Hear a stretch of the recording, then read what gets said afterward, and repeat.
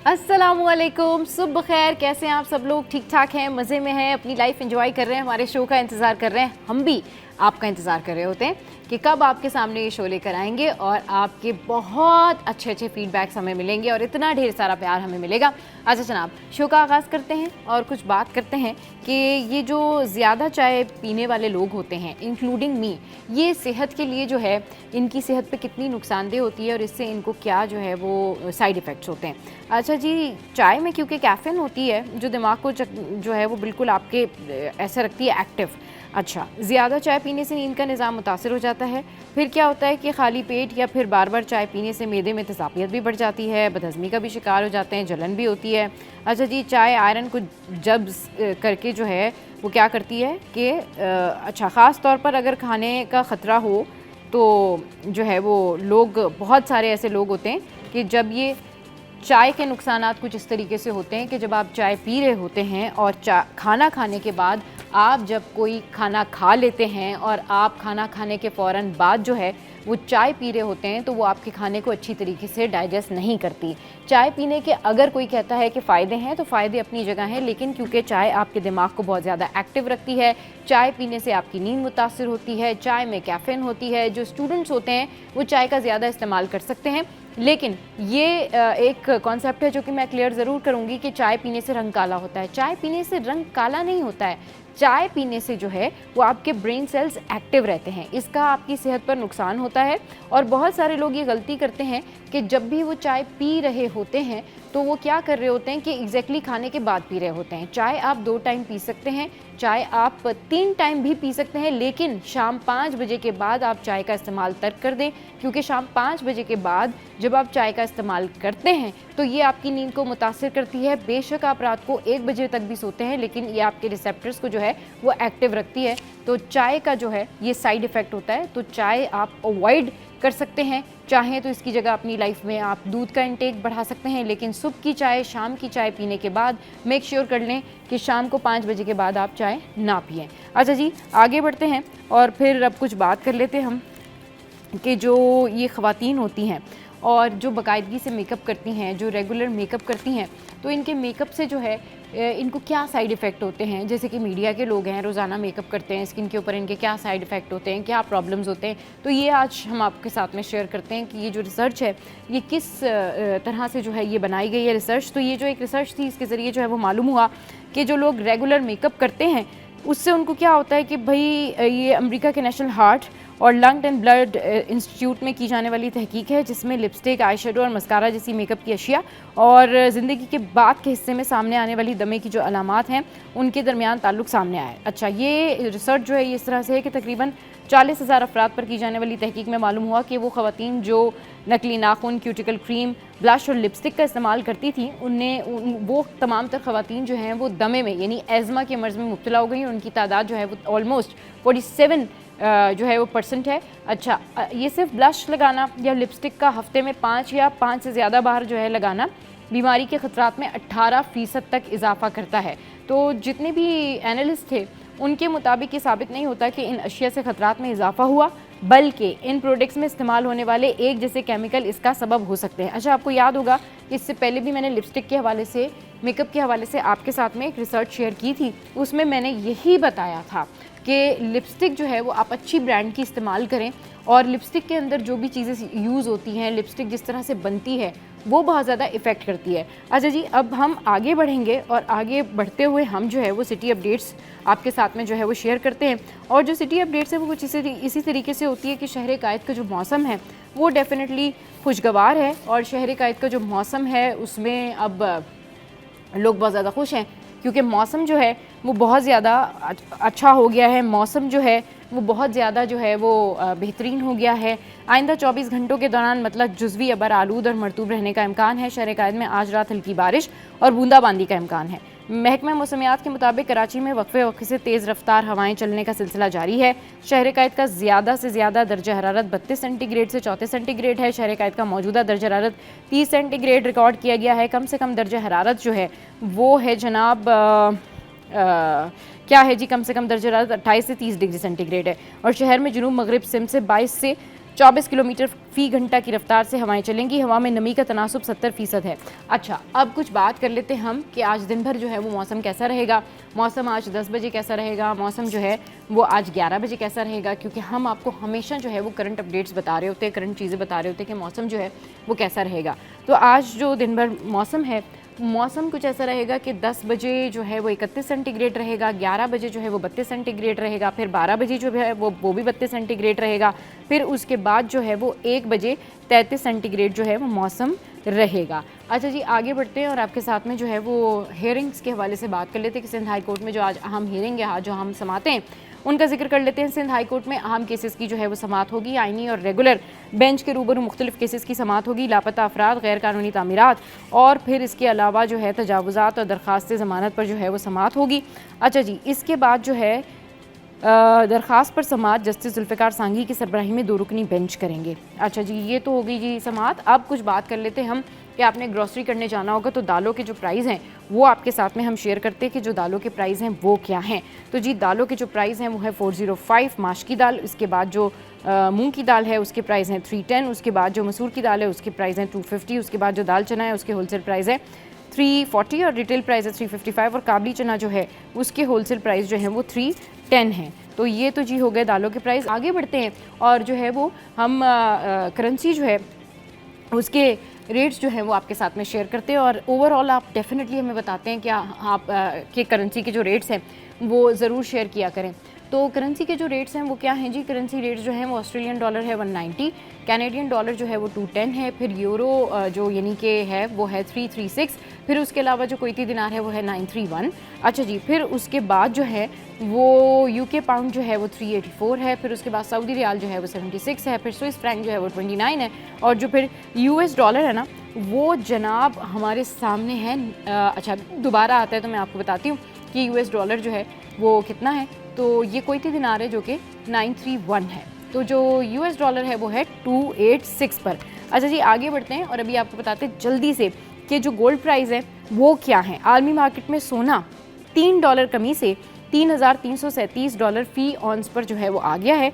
साथ ही रुपए के मुकाबले में डॉलर की कीमत कमी का असर भी हुआ है, जिसके बाद मुकामी सराफा मार्केट में 1 तोला सोना 300 रुपये कमी से 3,56,400 रुपये का हो गया और 10 ग्राम सोना 257 रुपये कमी से 3,05,555 रुपये का हो गया, जबकि 1 तोला चांदी 60 रुपये कमी से 3,963 पर आ गई है। अच्छा जनाब, अब ये तो हो गए हैं हमारे city updates and all that thing.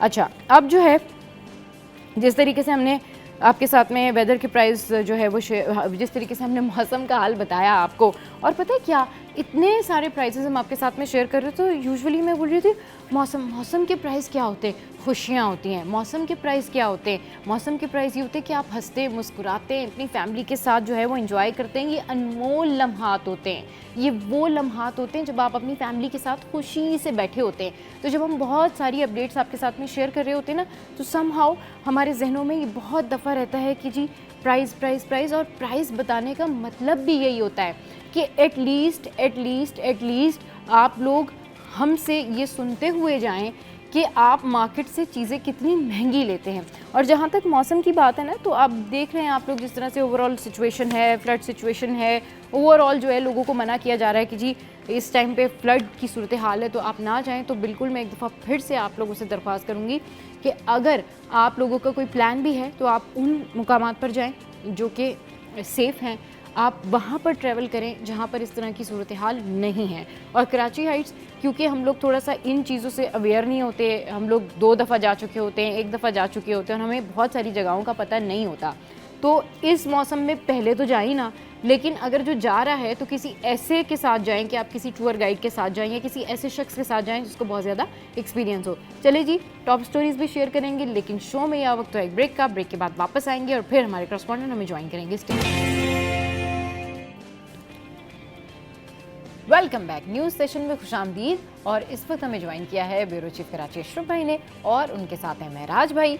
अस्सलाम वालेकुम, वेलकम टू द शो। और ये दोनों के चेहरों पे जो मुस्कुराहटें हैं ना, ये इसलिए हैं कि ये बड़े ज़बरदस्त जगहों पे घूम के और वो मनाजिर, हसीन मनाजिर कैद करके इस वक्त कराची में हैं। तो सबसे पहले मैं महराज भाई से स्टार्ट करती हूँ। भाई, कराची आके आपको कैसा लग रहा है? Welcome back again.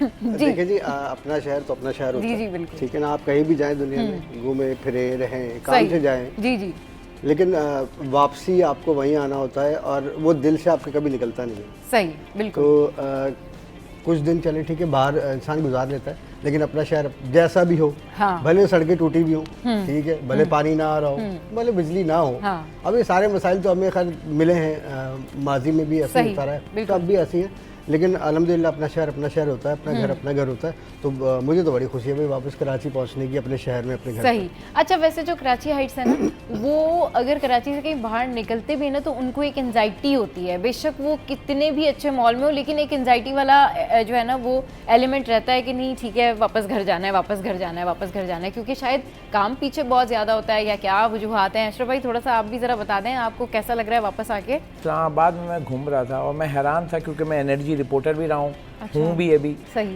तो मैं हैरान था और एक सवाल बार बार दिमाग में आ रहा था कि वो वापडा जो है, मैं उसको सलाम पेश करता हूँ कि इतनी तेज़ बारिश में आप यकीन करें 1 मिनट के लिए बिजली नहीं गई।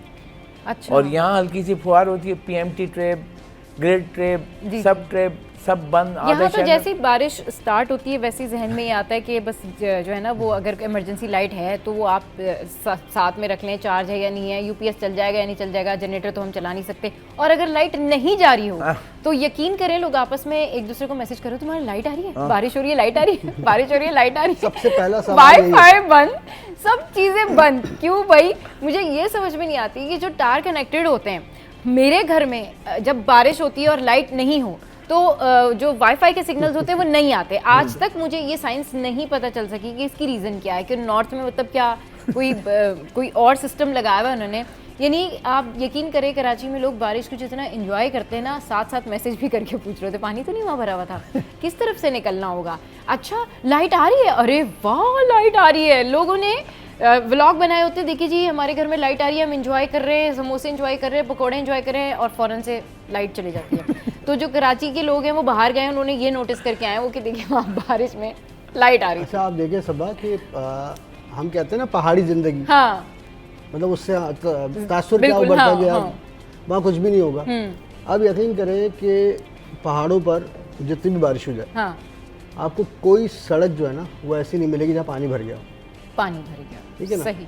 गाड़ियाँ रूटीन में रवा दवा होगी। हाँ अगर लैंडस्लाइडिंग हो गई है तो चलो एक अलग प्रॉब्लम है, अगर कोई मट्टी का तोदा या पत्थर नीचे गिर गया है उसकी वजह से कोई ट्रैफिक ब्लॉक हो गया तो हो गया। वरना पूरी उनकी जो मामूलाती ज़िंदगी है ना वो नॉर्मल रहते हैं। बारिश तेज़ हो हल्की हो उनको कोई फ़र्क नहीं पड़ रहा होता, ना तो बिजली जाती है वहाँ पर, ठीक है, ना वहाँ पर कोई सड़कों पे पानी जमा होता है। तो मुझे एकदम से ख्याल है, मैंने कहा पहाड़ों पर है, पहाड़ों पर पानी जमा नहीं हो रहा, लेकिन हमारे यहाँ सिंध में ऐसा क्या है कि हम तो भाई मेगा सिटी है ना कराची, तो मेगा सिटी की ये सूरत क्या हो जाती है। मैं क्योंकि ये आज का हमारा ये टॉपिक नहीं है, टॉप स्टोरी नहीं है, लेकिन इस बात पे ना ज़रूर हम एक सेगमेंट रखेंगे कि सिंध में ऐसा क्या है जो यहाँ पानी जमा हो जाता है, और ओवरऑल इसके ऊपर पूरा आपको बताएंगे कि क्योंकि अशरफ भाई भी गए थे पूरा टूर करके आए, मेराज भाई भी गए थे, कितने जो है वो पैसे खर्च हो जाते हैं, क्या किस तरह से जाना चाहिए, क्या तैयारियाँ होनी चाहिए, डेफिनेटली इस बारे में हम ज़रूर बात करेंगे। अच्छा जी, अभी जो खबर शेयर करने जा रही हूँ वो कुछ इस तरह से कि गवर्नर सिंध कामरान खान टिसौरी से सूबे के स्कूल्स के डायरेक्टर्स, प्रिंसिपल्स और एसोसिएशन के जो चेयरमैन हैं उन्होंने मुलाकात की है, और ये मुलाकात जो है वो गवर्नर हाउस में हुई है। अच्छा जी, 1 से 14 अगस्त मार्का हक जश्न आज़ादी तकरीबात भरपूर कौमी जज्बे से मनाएंगे। गवर्नर सिंध का जो वक्त से खिताब था उसमें ये सारी बातें उन्होंने की। अच्छा अशरफ भाई, जिस तरीके से अब गवर्नर सिंध ने इससे पहले भी स्टेटमेंट दी थी और ये खबर हम पहले भी जो है वो बता चुके हैं कि उस टाइम पर जो है वो MKM पाकिस्तान के लोग जो हैं उस इजलास में मौजूद थे जिसमें गवर्नर सिंध कामरान खान टिसौरी जो है इस इजलास की सदारत कर रहे थे। उसमें दीगर उमूर भी ज़ेर बहस आए और उन्होंने तब ये कहा था कि जी हम 1 अगस्त से ये जो 14 अगस्त तक हम डेफिनेटली जो है वो सेलिब्रेशन करेंगे। इस दफ़ा सेलिब्रेशन जो है वो दुगनी है, क्योंकि जाहिर सी बात है, आपको पता है कि पाकिस्तान ने जो इंडिया के साथ किया उसके बाद बनती तो है कि सेलिब्रेशन डबल है। अब इन्होंने क्योंकि अब उसको ऑर्गेनाइज़ करना है चीज़ों को, 1 अगस्त इज़ नियर, तो इन्होंने जो स्कूल्स और दूसरे कॉलेजेस हैं या उस लेवल पर मीटिंग की और उनको बताया कि जी हम इस तरीके से मार्का हक जो है उसका आज़ादी मनाने के लिए जा रहे हैं। So what do you think, आपके क्या प्लान है, इनके इस स्टेटमेंट को कैसे देख रहे हैं? और कराची जो कि वैसी सिटी ऑफ लाइट्स है, तो 1 अगस्त से क्या आपकी एक्सपेक्टेशंस है कि हम मतलब यानी कि we are going to celebrate it, और किस तरह सेलिब्रेट करेंगे? देखें, जैसे कि ये किया क्योंकि एक बहुत बड़ा मतलब जश्न आज़ादी के वक्त है, क्योंकि हमने पूरी दुनिया, सिर्फ हमने मैसेज भारत को नहीं पूरी दुनिया को जी, दिया, पूरी दुनिया उसको तस्लीम कर रही है कि Pakistan is the most powerful country. आप एयर फोर्स ले लें, पाकिस्तान आर्मी देख लें, जो उन्होंने मैसेज दिया उसके बाद वो मुंह की खा रहा है इंडिया हर जगह से, चाहे अमेरिका हो, दीगर ममालिक हों। अब वो जो मैसेज देना है तो एक दिन में तो पूरा नहीं होगा ना, 14 दिन तो चाहिए, यकम अगस्त से 14 अगस्त तक। और हमारी 14 अगस्त जो है जश्न आज़ादी, उसको हम पुरजोश तरीके से मनाते हैं और जो पैगाम देते हैं कि पुरअमन मुल्क हैं हम। हमारा सब्ज़ हिलाली परचम जो है वो सबको सलाम करता है और कहता है कि आओ हमारे साथ आके मिल के रहो, और हम कभी भी लड़ाई नहीं चाहते हैं। और जो बिला ज़रूरत लड़ेगा तो उसको जवाब देना भी आता है, जो हमने जैसे कि पाकिस्तान एयरफोर्स ने दिया और वो पूरी दुनिया उसको सलूट कर रही है। और अभी आप देखें कि इस वक्त जो पैगाम आ रहा है पूरी दुनिया की तरफ से, अब तो अमेरिकन सदर जो हैं उन्होंने भी उनको जोर से थप्पड़ मारा है। 2 से 3 दफ़ा कह चुके हैं ट्रंप के भाई ये जो इंडिया को हमने जो है वो इस तरीके से कहा, और इंडिया और वरना पाकिस्तान जो है वो तो सीरियस अटैक कर देता है। वो तो बेचारे मुंह छुपाते फिर रहे हैं ना। सबा पहले तो जहाज तो गिरा ही नहीं है, वो नहीं मान रहे थे। अब अमेरिकी सदर ने कंफर्म कर दिया कि आपके जहाज गिरे हैं। वो जो नहीं मान रहे थे अब मुंह छुपाते फिर रहे हैं। अब उनके जो फौज के जो आला सरबराह हैं वो भी बोल रहे भाई बोल दो गिर गए हैं भाई हम। S-400 हमने तबाह कर दिया। मज़े की बात ये कि हमने जितना उनका सिस्टम तबाह किया, S-400 हमने तबाह किया, उनके तैयारे हमने गिराए, ठीक है, उनको डैमेज हमने दिया, उनका मीडिया बेनकाब हुआ, ठीक है, उनके अपने मुल्क सूरत हाल रही। महराज भाई आपने भी देखा कि अवाम जो है वो अभी तक चीख रहे हैं कि भाई अगर आप ये कहते हैं कि हमने पाकिस्तान के साथ ऐसा कर दिया वैसा कर दिया तो आप रुके हुए क्यों हैं। मोदी को बार बार ये स्टेटमेंट देनी पड़ी कि जी ऑपरेशन सिंदूर अभी रुका नहीं है, वो तो जारी है, हमने तो अभी ब्रेक लिया है ऑल दैट, ये सारा कुछ। उसके बाद अब आप देखें मामला स्पोर्ट्स तक, स्पोर्ट्स में क्रिकेट में जो है, क्रिकेट की दुनिया में BCCI को ये समझा जाता है कि जी वो क्रिकेट के जो है बहुत डोमिनेंट करते हैं, क्रिकेट को रूल आउट करते हैं। वो BCCI आप देखें जिस तरीके से वो एशिया कप के लिए माने हैं और जिस तरीके से PCB ने इसमें अपना किरदार अदा किया है, इस पर करेंगे बात लेकिन इस ब्रेक के बाद।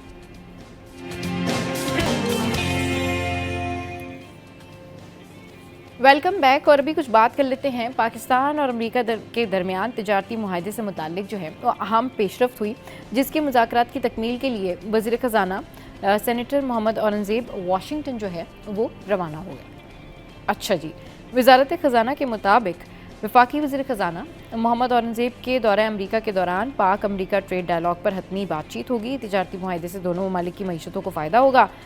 वज़ारत ख़ज़ाना के एलामिये में कहा गया है कि पाक और अमरीका में मजबूत तिजारती ताल्लुकात अहम सतून है। अमरीका पाकिस्तान का सबसे बड़ा तिजारती शराकतदार है। पाकिस्तान दो तरफ़ा तिजारत को रिवायती और गैर रिवायती शोबों तक बढ़ाना चाहता है।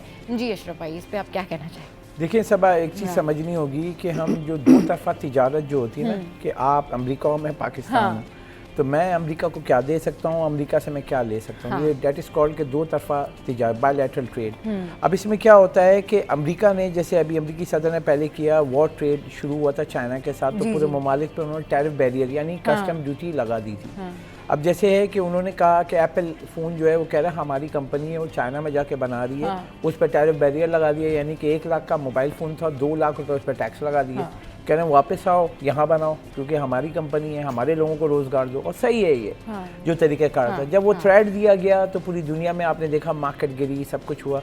अब पाकिस्तान को इससे क्या फ़ायदा है बायलैटरल ट्रेड से, कि एक जो अहम पेशरफ्त है, क्योंकि इस वक्त झुकाव जो है अमेरिका का पाकिस्तान की तरफ है, और वो हर चीज़ में कि पाकिस्तान है स्ट्रॉन्ग कंट्री, पाकिस्तान जो है बहुत ज़बरदस्त मुल्क है, मुझे मोहब्बत है, ये किसकी बातें हैं? अमेरिकी सदर की। अब जब ये हम जा रहे हैं तो बायलैटरल ट्रेड ये होता है कि हमारा टेक्सटाइल हो गया, दीगर सेक्टर हो गए, IT सेक्टर हो गए, तो ये हमें फ़ायदा मिलेगा अगर हमारा टैरिफ बैरियर यानी कि जो उस पर ड्यूटी लगती है वो अगर हमें कुछ लेने और कुछ देने पे वो कम हो गई। और कम से कम, क्योंकि ये वज़ीर ख़ज़ाना गए हैं बात करने के लिए, तो अब वो ये कैटेगरी बताएंगे जिसमें हमें बताया गया है, ये जो मैं अभी देख रहा था कि आपका इंफॉर्मेशन टेक्नोलॉजी, ठीक है, इसके साथ जो है IT सेक्टर भी आ गया, मादनियात आ गया, मिनरल्स जो सबसे बड़ा, एग्रीकल्चर हो गया। अब ये फोकस है क्योंकि पाकिस्तान वो मुल्क है जहाँ पे आप देखें मादनियात से मालामाल है, सही। एग्रीकल्चर कंट्री है। इसके अलावा आपका आईटी सेक्टर बहुत तेज़ी से ग्रोथ कर रहा है ना, नियर अबाउट $3.5 अरब पे हम पहुंच गए एक्सपोर्ट आईटी की। हाँ। और अगर हमें ये बड़ी मार्केट अमेरिका की मिलती है जी।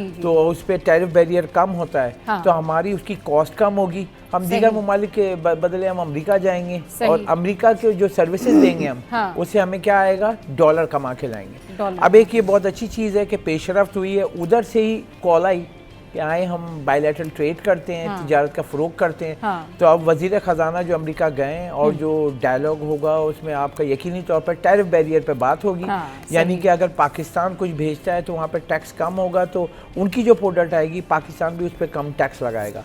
और इससे फ़ायदा ये होगा क्योंकि केमिकल से लेकर दीगर सेक्टर हम अपने खाम माल के तौर पे भी मंगाते हैं। तो उससे ये होगा कि हमारी कॉस्ट ऑफ डूइंग बिजनेस जो है, जी। तो उससे हमारी वो कम होगी, जिससे पैदावारी लागत कम होगी, हमारी यहाँ पे इन्वेस्टमेंट आएगी। अब आप सोचें पूरी दुनिया देखेगी। हाँ। कि एक तो हमारी रेटिंग एजेंसी पाकिस्तान के, पूरी दुनिया की रेटिंग एजेंसी पाकिस्तान की रेटिंग बेहतर कर रही है। अब ऊपर से कंधे पे आपके अमेरिका का हाथ आ जाएगा। हाँ। तो एक जो बराबर में मुल्क है ना जिसको बहुत पुदकता रहता है, भारत, तो बहुत जोर से लगेगी उसको, क्योंकि वहाँ पे भी उसको अब उसने प्रेशर डाला हुआ है और इधर कह रहे हैं आओ भाई आप फ्रंट पे जाओ। तो ये पाकिस्तानी मईशत के लिए बहुत अच्छा नेक शगुन कहते हैं वो होगा। और अगर ये डील होती है बायलैटरल ट्रेड की, तो नियर अबाउट इस वक्त जो है पाकिस्तान की जो एक्सपोर्ट है सालाना $32 अरब की है। और अगर अमेरिका से होती तो नियर अबाउट जो मेरी मतलब मैं अपना जो देख रहा हूँ, ये हम 35 से 36 अरब डॉलर पे पहुँच जाएंगे। तो ये हमें जो कीमती डॉलर है ना, ये आएंगे तो हमारा तिजारती खसारा कम होगा, जिससे डॉलर पे जो प्रेशर है वो कम होगा। तो पाकिस्तान में जब अगर डॉलर सस्ता होगा तो आपका इंपोर्ट बिल सस्ता होगा, तो आवाम को भी इससे फ़ायदा होगा। आवाम को भी जो है इससे बहुत ज़्यादा फ़ायदा होगा। अच्छा जी, मेराज भाई हमारे साथ है। मेराज भाई आप इस पर क्या कमेंट करेंगे? देखिए जी, वाकई सब भाई ने कहा कि नेक शगुन है। हाँ, सही। अच्छा माशाल्लाह, ये हमने देखा कि चंद माह के दौरान में जैसे मारकाराई हुई थी हमारी इंडिया के साथ, सही। तो उसके बाद अल्लाह पाक ने हमें कामयाबी से हमकिनार किया। हाँ, तो हमारी जो मुल्क की इज़्ज़त है, तो हमारी इज़्ज़त है, जाहिर सी बात है, वो पूरी दुनिया में बढ़ी है। बिल्कुल। लेकिन अच्छा, वो लोग जो हमें बिल्कुल ही हल्के में लेते थे या बहुत कमज़ोर समझते थे कि जी इनके तो आपस में इतने इंतशार होते हैं और ये तो बहुत हल्की कौम है, बहुत हल्का मुल्क है। हाँ। तो उन सबको एक बहुत बड़ा मैसेज पहुंच गया कि नहीं जी, इनसे ज़रा बच के रहना, थोड़ा दूरी चलना है इनसे, क्योंकि इनका, क्योंकि देखिए जुर्रत और दिलेरी ये और जज्बा ये सबसे ज़्यादा अहमियत रखता है ना हमारे यहाँ, और इस चीज़ की कोई कमी नहीं है। तो अल्हम्दुलिल्लाह अल्लाह पाक ने वहाँ भी हमें कामयाबी से हमकिनार किया। और अब जो बार बार अब जो अमेरिकी सदर की जानिब से इस तरह के मैसेजेस आना और हमारी तारीफ़ें भी करना, और अब हमें इतनी अच्छी उन्होंने अपॉर्चुनिटी दी है, तो बहुत अच्छी बात है। इसमें यह है कि आईटी का सेक्टर हो या टेक्सटाइल हो, जैसे कि उन्होंने जिक्र किया अशरफ भाई ने, तो इन सब चीज़ों में जाहिर सी बात है जब दोनों मुल्कों के माबैन तिजारती मुआहदे होंगे तो एक तो देखें रोज़गार बढ़ेगा, सही है ना, हमारे यहाँ भी, और उसके बाद जो हमारे मुल्की और मईशत के जो हालात हैं उसमें भी बेहतरी पैदा होने की बहुत ज़्यादा कभी उम्मीद अब पैदा हो गई है। हाँ। तो अब जैसे जैसे हमारा जश्न आज़ादी का महीना और दिन करीब आते जा रहे हैं, तो अल्लाह का शुक्र है कि सारी अच्छी खबरें हमें मिल रही हैं। हाँ। लेकिन अब देखना ये होगा कि अगर अल्लाह ताला ने हमें इतनी अपॉर्चुनिटी दे दी है तो हमारे हुक्मरान जो हैं वो इसको सही तरीके से, उसको मुनासिब तरीके से उसको डील करें, मुनासिब फैसले करें, अच्छे फैसले करें, ताकि हमारा जो मुल्क है, जो हमेशा से हम अखबारों में भी पढ़ते हुए आए थे कि एक नाजुक दौर से गुजर रहा है, तो भाई कम से कम खुदारा इसको इस नाजुक दौर से तो बाहर निकाल दो, नॉर्मल पे थोड़ा सा ले आओ। हम ये नहीं कह रहे कि भाई तरक्की हो जाए, ठीक है ना, बहुत अच्छे दौर में आ जाए, हम ये कह रहे हैं नाजुक से आ जाए, एक ग्रेड ऊपर आ जाए, बेहतर दौर से गुजर रहा है, ये कह हाँ, नाजुक से बेहतर की तरफ का सफर जो है ना वो कर ले, अब वो कर ले। मतलब जो है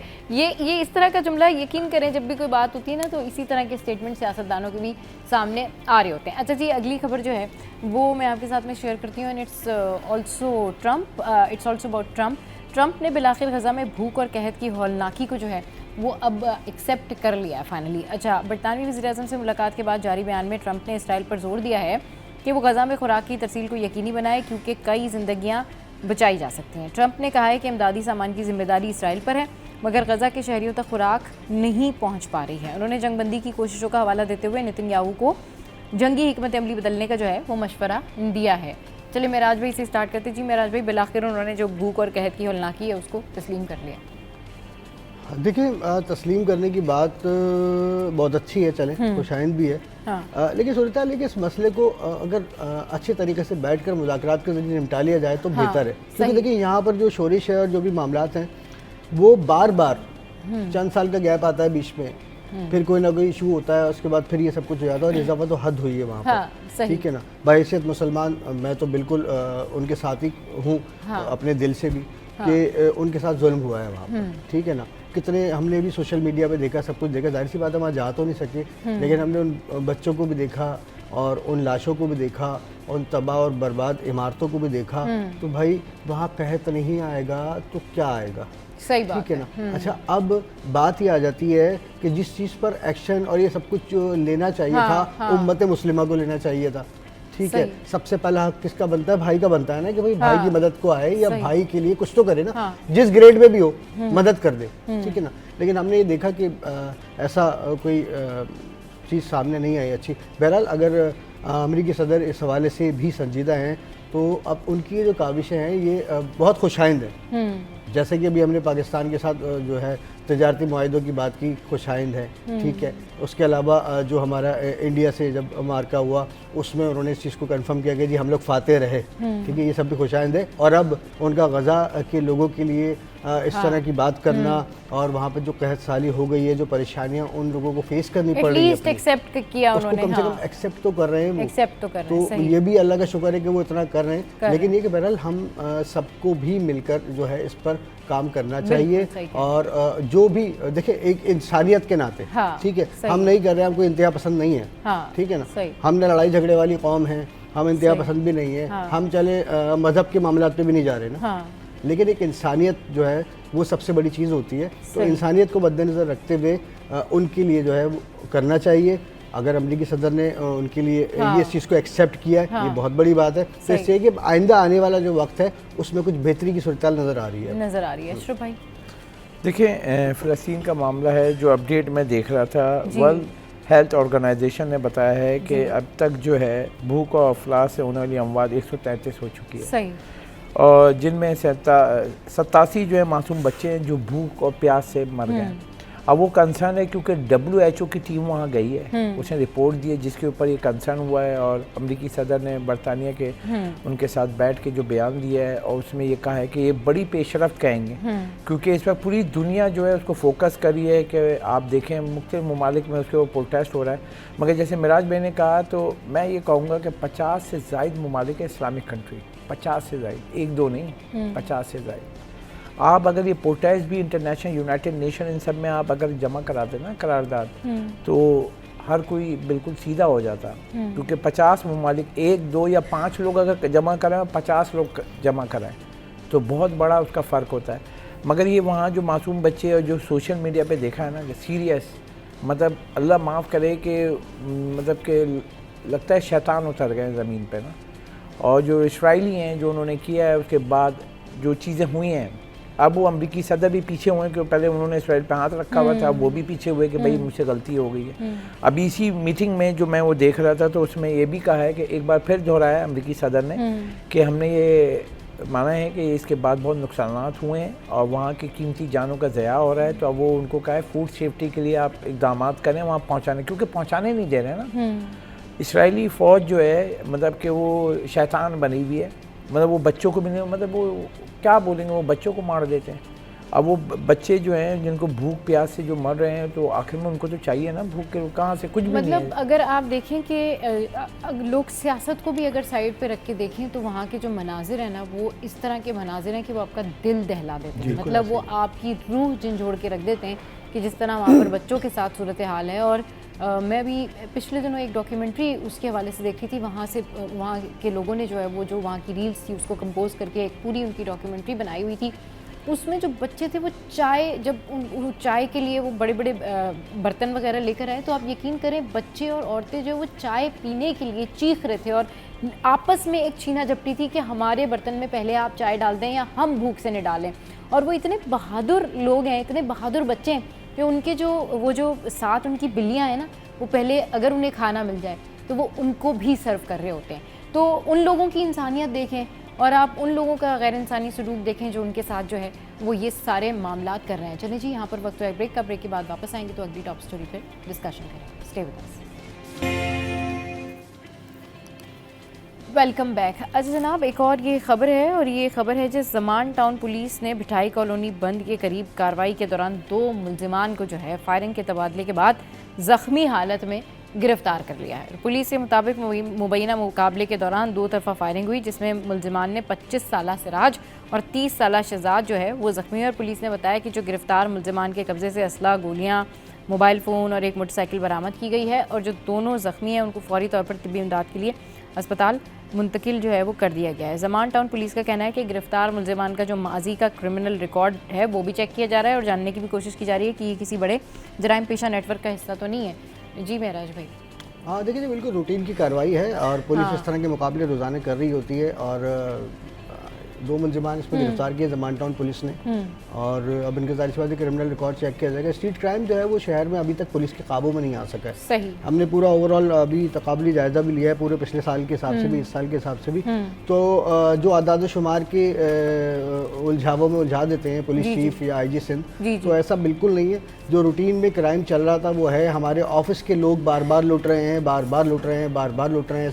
साइड सुपर हाईवे थाने में हमारी टीम को लूटा गया। उसके बाद हमारे एक कैमरामैन को 3 दिन पहले, हफ्ते को जो है उसको उसके घर के बाहर जो है अपनी वालदा के साथ, उसकी वालदा के सर पे, बूढ़ी वालदा के सर पे जो है ना पिस्टल रख दी। सेंट्रल का इलाका है और सुपरमार्केट थाने की हदूद है, लियाकताबाद का एरिया है ये। अब एक जवान बेटे के सामने उसकी माँ, बूढ़ी माँ जो है उसके सर पर जो है कोई पिस्टल रख देता है, तो वो क्या करेगा? वो कहाँ खड़ा है? अच्छा अब मज़े की बात सुने, मोबाइल फ़ोन ले गए उससे, पैसे भी ले गए उससे। 2 महीने हुए उसको, 2 महीने पहले ही हारिस नाम है उस कैमरामैन का, उस गरीब का मोबाइल फ़ोन उसी इलाके से छिना था। हमने FIR दर्ज कराई थी, आज तक कोई मुलजिम गिरफ्तार नहीं हुआ, ना ही उसका बेचारे का मोबाइल फ़ोन बरामद हुआ। उसके बाद उसने किस्तों पर मोबाइल फ़ोन लिया, क्योंकि उसकी सैलरी में और उसके घर के अखराजात में उसके पास इतना पैसा नहीं बचता कि वो 40-50 हज़ार रुपये का मोबाइल ले। उसने 42 हज़ार रुपये का मोबाइल किस्तों पे लिया। अभी उसकी दूसरी किस्त भी नहीं गई थी और फिर डाकू उससे छीन के ले गए। तो बात यह है कि स्ट्रीट क्राइम में मुलविस मुलजिमान को गिरफ्तार करना अच्छी बात है, लेकिन रिकवरी तो कराएं। रिकवरी तो ज़ीरो है। इतने सारे मुलजिमान गिरफ्तार हो रहे हैं भाई, जेलें भर गई हैं, जेलों में गुंजाइश ख़त्म हो गई है। रोज़ाना और हफ्तेवारी रिपोर्ट जारी की जाती है KPMC की जानिब से, कराची पुलिस ऑफिस की जानिब से, लेकिन हो ये रहा है कि भाई स्ट्रीट क्राइम भी तो कम हो, वारदातों में कोई कमी नहीं आ रही है। मुलजिमान की गिरफ्तारी और पुलिस का जो ऑपरेशन होता है वो हम रोज़ाना रिपोर्ट कर रहे होते हैं, लेकिन वारदातों में किसी तौर कमी नहीं आ रही है। इसके साथ ही एक अच्छी कार्रवाई जो है कल भी हुई है, उसमें मैं थोड़ा सा आपको बताता चलूँ। साउथ जोन पुलिस जो कि डिफेंस क्लिफ्टन का एरिया है, वहाँ से मनशियात फरोशों का एक बहुत बड़ा नेटवर्क पकड़ा गया है, जो सारे तालीमी याफ्ता लोग हैं। उसमें 6 मुलजिमान को गिरफ्तार किया है, जो कि सोशल मीडिया के प्लेटफॉर्म को इस्तेमाल करके दूसरे मुल्कों से मनशियात मंगवाते भी थे। उसके बाद उसको मुख्तलिफ फ्लैट्स में और बंगलों में उसको बना के ना पिल्स की सूरत में या इंजेक्शन की सूरत में उसको बाकायदा तैयार करके, उसके बाद उनकी अगली टीम जो है वो सिर्फ राब्तों में रहती थी सोशल मीडिया पे कि किसको डिमांड है, कहाँ से डिमांड आ रही है, किसको क्या है। फिर अगली तीसरी टीम जो होती थी वो मोटरसाइकिल राइडर्स की जो थी वो उनको सप्लाई करने जाती थी। मतलब इतना बड़ा नेटवर्क पुलिस की नाक के नीचे चल रहा था। साउथ जोन पुलिस ने बहरहाल कार्रवाई तो अच्छी की है, लेकिन ऐसा कैसे हो सकता है कि ये नेटवर्क जितने 2-3 सालों से वहाँ पर काम कर रहा है और पुलिस को पता ना हो, ठीक है ना। तो बहरहाल पुलिस ने अच्छी कार्रवाई की, हम उसको अप्रिशिएट कर रहे हैं कि भाई क्योंकि मनशियात का और स्ट्रीट क्राइम का और जुराइम का वास्ता वो बिल्कुल है। मनशियात की अहमियत जो है वो जुराइम से जुड़ी हुई है। मनशियात जब कम होगी तो इस शहर से जुराइम ख़त्म हो सकते हैं, लेकिन हमारे यहाँ मसला ये है कि मनशियात के अड्डे आबाद हैं। चोर मोटरसाइकिल चोरी करके लेके जाता है, उसको नशे की पड़ी होती है। वो मोटरसाइकिल किसी गरीब की जो है सारी ज़िंदगी की जमा पूंजी होती है, 70-80 हज़ार या 1 लाख रुपए की बाइक, वो वहाँ 3,000 रुपये में बेच के जो है उसकी जगह नशा ले लेता है। वो आगे बेच देते हैं, बाइक बेचारे की जो है या खोल खुला के बिक जाती है कहीं पर। तो बात यह है कि आप मनशियात पर कंट्रोल करेंगे, ठीक है, तो उसके बाद ऑटोमेटिकली यहाँ पर जो स्ट्रीट क्राइम और जो जुराइम की वारदातें हैं ना कमी आएगी। अब इस पर IG सिंध कल अदालत में भी पेश हुए थे और उस वक्त भी उन्होंने दावा किया कि हमने 137 जो है वो नामवर जो मनशात फरोश है, हमने उसकी लिस्ट स्पेशल ब्रांच ने बना के हमें दी है, उनके खिलाफ कार्रवाई कर रहे हैं और अब तक 71 जो नेटवर्क हैं उसमें से वो ख़त्म कर चुके हैं और बाकी हैं। अब देखना ये है कि पुलिस कितना काम करती है। भाई दावों से बाहर आ जाए, ठीक है ना, दावों से बाहर आए, अमली तौर पे कुछ करके दिखाएं, क्योंकि हम ये देख रहे हैं कि मैं अगर सड़क पे चलने वाला बंदा हूँ तो मैं तो लूट रहा हूँ भाई, मुझे कोई फर्क नहीं पड़ रहा। और जब मैं FIR कराने जाता हूँ तो साहब का हुक्म आता है कि FIR कर दो फौरन। भाई मैं FIR करा के क्या करूँ, मुझे रिकवरी चाहिए, रिकवरी ज़ीरो है आपकी। FIR आपकी ओके ठीक है जी, बहुत अच्छा। भाई खाली आपने रिपोर्ट थोड़ी लिखनी है, आप रिपोर्ट लिखने के लिए इतनी भारी नफरी और 108 थाने लेके चला रहे हैं, इतने भारी जो अखराजात के साथ, वो खाली रिपोर्ट लिखने के लिए चला रहे हैं, तो भाई ऑनलाइन कर दें, ऑनलाइन कर दें। सही, क्योंकि मुझ समेत मैं आपको बताऊं, मेरे बहुत सारे दोस्त ऐसे हैं उनका मोबाइल फोन छीना है, सब कुछ है, CCTV भी है, लेकिन यकीन करें नहीं, उन्होंने तो जहमत ही नहीं की ना। उन्होंने कहा भाई पुलिस ने कभी किसी की रिकवरी कराई है। बात आप कह रहे हैं ना कि कितने लोगों के मोबाइल फोन छीनते हैं, अशरफ भाई कभी कोई रिपोर्ट ही नहीं करता। नहीं देखिए ना, एक चीज देखिए, सबसे इम्पोर्टेंट बात, जब मैं इनसे बहस होती रहती है मेराज भाई से, अब ये देखे ना, कुछ ये मोबाइल है, ये चोरी किया है, खाएगा तो नहीं ना, ये बिकता है। बिकता है तो कौन, कराची चैम्बर में मैंने खड़े होकर बोला था कि भाई आप गाड़ी के शीशे चोरी होते हैं, बिकता है, मोबाइल चोरी होता है, बिकता है। कहाँ बिकता है? अफगानिस्तान में बिकता है, ईरान में बिकता है, इंडिया में बिकता है, कहाँ बिकता है? इस मार्केटों में बिकता है ना, और यहीं के ताजर खरीदते हैं। मैंने कहा जो पकड़ रहा है, आप सिंपल जो मेरा फार्मूला है ना कि 100 लोगों को पकड़ो, जेल में डालो, ठीक हो जाएंगे। स्ट्रीट क्राइम इन लोग को ये नहीं सोचते हैं, दुकानदार लेता है कोई किसी गरीब आदमी, वो मोबाइल उसको गन फायर मार के जो है उसको मोबाइल छीना है। आप सोचे ना कितने लोग, अब ये तो अभी मेरा साहब से पूछे ना कितने लोग ये गन शॉट में मरे हैं इसमें या जख्मी हुए हैं। मतलब मेरा ये है कि सिंपल जो ये मोबाइल जब होता है ना चोरी, कोई चीज नहीं तो कहीं बिकती है, जहाँ वो बिकती है उन लोगों को भी कार्रवाई होनी चाहिए। ये नहीं है वो ताजिर, ये वो सब ड्रामा है ये दुकानदारों, पूरे कराची में 7 अजला हैं, 7 अजला में छोटी छोटी बड़ी बड़ी दुकानें हैं, वहाँ ये बिकता है, ये जाके वो खाते नहीं है कि क्या करेगा। इसकी कोई पॉलिसी होनी चाहिए कि अगर कोई अपना मोबाइल फोन बेचना चाहता है तो कम से कम उसकी कोई आइडेंटिफिकेशन तो हो, कम से कम कोई तो उसके लिए रूल हो कि भाई वो किसी और का चुरा के बेच रहा है, कैसे स्मगलिंग हो रही है। मैं सिम लेता हूँ, बायोमेट्रिक होती है, तो मोबाइल का भी ऐसा कर दें भाई, मोबाइल जाएगा दुकान पे जाके बायोमेट्रिक करेगा तब बिकेगा, वरना उसको फेंक दो गटर में, फेंक दो। मेन ये कि वो ये जो मतलब माजरत के साथ वर्ड्स ऐसे हैं कि नेशनल टीवी है, मैं बोल नहीं सकता हूँ, मगर ऐसे लोग जो हैं मतलब इज्जतदार नहीं है। जो भी ताजर मुलव्विस है, मेरी अपील है कि उनके खिलाफ कार्रवाई, जाएं मार्केटों में मारे। कस्टम जब मारती है छापा तो रोने लगते हैं, तो स्मगलिंग का माल रखते हो भाई आप। अब इसी तरीके से चोरी का माल ले रहे हैं, तो जो चोरी का माल लेगा वो भी चोर है, आप उसके खिलाफ कार्रवाई करो। ये मैंने कराची चैम्बर में बोला था, वहाँ पे मैं बताएं प्लाजा पे जाए, भागता हुआ आता है कि वो शीशा चाहिए, वो चाहिए, तो भाई वहाँ बिकता है। मेरी गाड़ी का पैनल चोरी हुआ, यकीन करे सभा में गया, मेरे उस पर सर्विस कराई थी, तो अशरफ खान मेरा नाम है, AK लिखा हुआ था उसने पिंक मार्कर से, वो मेरा पैनल मिलता है। अब मैं उसको देख रहा हूँ, मैंने कहा ये दिया किसने? कल नहीं, ये तो हमारे पास। मैंने कहा भाई मेरा नाम अशरफ खान है, ये पैनल है, मेरा सिस्टम है, निकालो गाड़ी से, उसको उससे मैच करो, नंबर लिखे हुए होते हैं ना, कोड लिखा हुआ होता है। मैंने मेरा पैनल है यार, आप चोरी का पैनल बेच रहे हो, ये तो मैं अपनी कहानी बता रहा हूँ, ठीक है। अब मेन ये कि गाड़ी का पैनल चोरी होता है, आपका मोबाइल चोरी होता है, तो कहीं बिकता है, जो बिकता है उनको पकड़ें। पुलिस जो इनके साथ जाके मोबाइल मार्केट या दीगर मार्केट वाले, इतनी सी दुकान से इतना बड़ा काम नहीं हो सकता है। ये मोबाइल जो क्या मतलब कि आप 1 लाख रुपए का बेचो तो 1 लाख कमा रहा है वो, 2000, 3000, 4000, बिल्कुल सही कह रहे हैं। मगर ये कमाते कहाँ हैं? आपको एक दौर बताऊं, आपको ये गैंग वॉर वाला जो दौर था, आप यकीन करें अपनी आंखों से देखा था, गैंग वॉर का जब जमाना था, जब कराची में जो वो ग्रेनेड ये सब मारते थे, तो थैले भर भर के मोबाइल आके खरीदते तो बेचे जाते, तो कहाँ बिकते थे? इलेक्ट्रॉनिक मार्केट में। ओह गॉड, अच्छा, ये बैठे हुए हैं। सही मेन ये कि इसके खिलाफ सिंपल ये है कि मोबाइल अगर चोरी हो रहे हैं, जो खरीद रहा है उनको पकड़ें, जेल में डालें, और उनके खिलाफ कार्रवाई करें। चलिए जी, बहुत शुक्रिया अशरफ भाई, मेराज भाई हमारे शो पे आए। शो में यह वक्त तो हेडलाइंस ब्रेक का, हेडलाइंस ब्रेक के बाद वापस आएंगे और करेंगे ढेर सारी बातें। Welcome back. तो जनाब कुछ बात कर लेते हैं कि आप अपनी स्किन को जो है वो कैसे खूबसूरत बना सकते हैं, और स्किन के जितने भी इश्यूज़ हैं वो आज डिस्कस करेंगे। हमारे साथ जो हैं डर्मेटोलॉजिस्ट साइमा मौजूद हैं, डॉक्टर साइमा, इसके अलावा जो है रानी आपा मौजूद हैं। अस्सलाम वालेकुम, वेलकम टू द शो। कैसे हैं आप लोग? ठीक ठाक हैं? Thank you so much. अच्छा जी, अब क्योंकि बहुत सारी बातों में ना स्किन की झाइयाँ हैं, दाने हैं, इसके अलावा स्किन के टू टोन के इश्यूज़ हैं, फिर टैन स्किन है, तो वन बाय वन करके डिस्कस करते हैं। सबसे पहले स्टार्ट कर लेते हैं हम टैन स्किन से कि उसको कैसे बेहतर किया जा सकता है और उसके लिए कौन सा सन ब्लॉक यूज़ करें, या कोई ऐसी रेमेडी भी होती है, कोई घर में ही आप कोई ऐसी चीज़ कर सकते हैं कि वो आप टैनिंग से जो है बच जाए। आज का टॉपिक मैं कहूँगी सबा बहुत मज़े का है, हाँ। जो देखने में तो बहुत आसान लगता है हाँ। कि इट्स इजी टू अचीव, लेकिन हाँ। उतना ही मुश्किल है, क्योंकि आपको पता है कि पोल्यूशन बहुत ज़्यादा बढ़ गई है। हाँ। इसके अलावा हमारा लाइफ स्टाइल बहुत चेंज हो गया है, हाँ। स्ट्रेस की बहुत ज़्यादा वो हो चुका है लाइफ हाँ, में, हाँ, हमारा हाँ, हाँ। शामिल हो चुकी हाँ, है स्ट्रेस। हाँ। इसके अलावा एक्सरसाइज की कमी है, जंक फूड का इनटेक है, हार्मोनल इम्बैलेंस है, तो इन सब वजूहात की वजह से आपकी स्किन जो है वो जो है सफ़र करने लग गई हाँ, है। सही। अब उसकी वजह से हमारी स्किन पे मल्टीपल इश्यूज आते हैं, जिसमें टू टोन पहला नंबर का हाँ, इशू, सही। मेजर डलनेस आने लगती है, सही। डिहाइड्रेटेड लुक आने लगती है।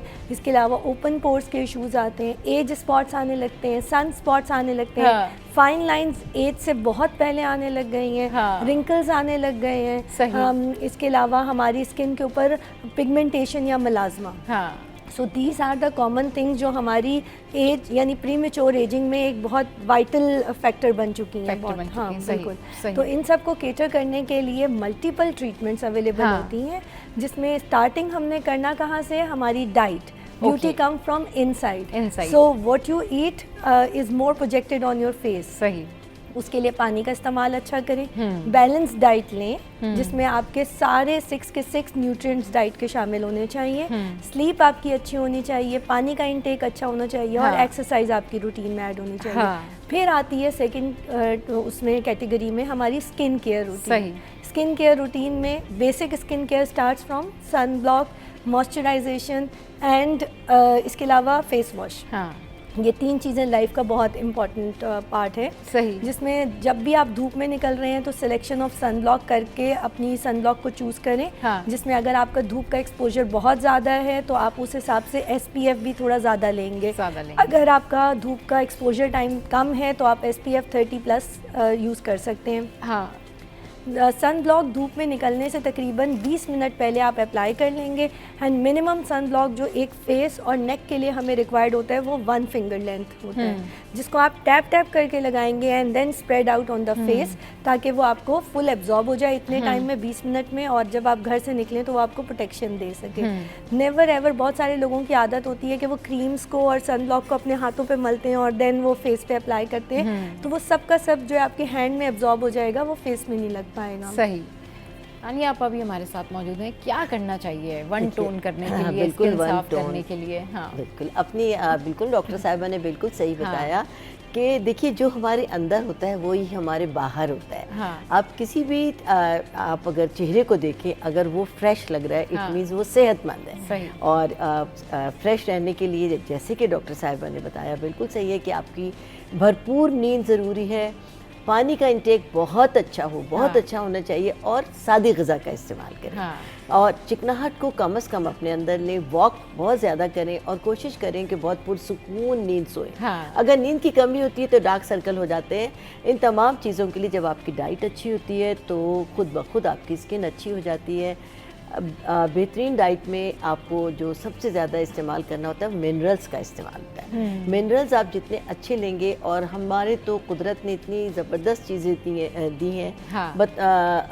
बहैसियत एक हर्बलिस्ट के मैं आपको तमाम लोगों को ये कहूँगी कि कच्ची सब्जियों का इस्तेमाल कसरत के साथ करें। यानी जब आप खाना खाने के लिए बैठें तो कम से कम 1 बोल भर के आप सैलेड का इस्तेमाल करें। और खीरा आपकी स्किन की, समझ लीजिए कि एक ऐसी जानदार चीज़ है कि जितना आप खीरा खा रहे हैं, एक तो वो पानी से भरपूर है, आपको उससे आप बहुत ज़्यादा वाटर इनटेक मिलेगा जो कि आपकी बॉडी की ज़रूरत है। हाँ। इसके अलावा स्किन के लिए भी खीरा एक ऐसा टॉनिक है कि आप इसको नज़रअंदाज नहीं कर सकते।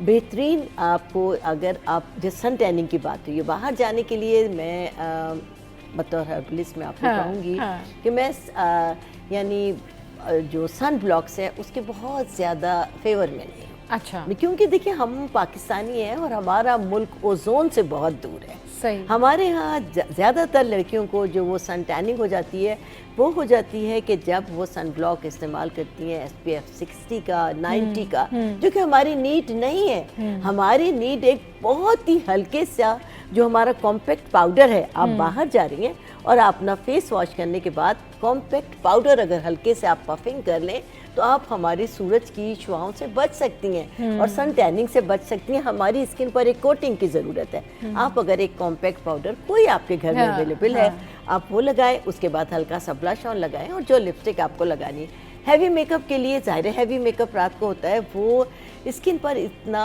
असरअंदाज नहीं होता इस सूरत में कि आप जब सो रहे हैं तो अपनी स्किन को बहुत अच्छी तरह क्लीन करके सोएं। और उसके लिए ज़रूरी है कि आप अपना मेकअप उतारें। मेकअप उतारने के लिए सबसे बेहतर जो तरीका है वो ये है, कोई भी कोल्ड क्रीम, कोई क्लेंजिंग मिल्क आप ले लीजिए और उससे आप अपना सबसे पहले अपने चेहरे पर उसको अच्छी तरह लगाएं और कॉटन के साथ या टिश्यू पेपर के साथ आप अपने मेकअप को रिमूव कर दीजिए। उसके बाद अच्छे से फेस वॉश के साथ धो लीजिए और रात को सोने के लिए कोई हल्की सी नाइट क्रीम इस्तेमाल कर लें। तो ना सिर्फ ये कि दिन भर की जो सन टैनिंग है, दिन भर की जो आपकी स्किन के ऊपर पॉल्यूशन हुआ है, ना सिर्फ ये कि वो क्लीन हो जाएगा, बल्कि आने वाले दिन के लिए आपकी स्किन बहुत ज़्यादा फ्रेश और खूबसूरत हो जाएगी।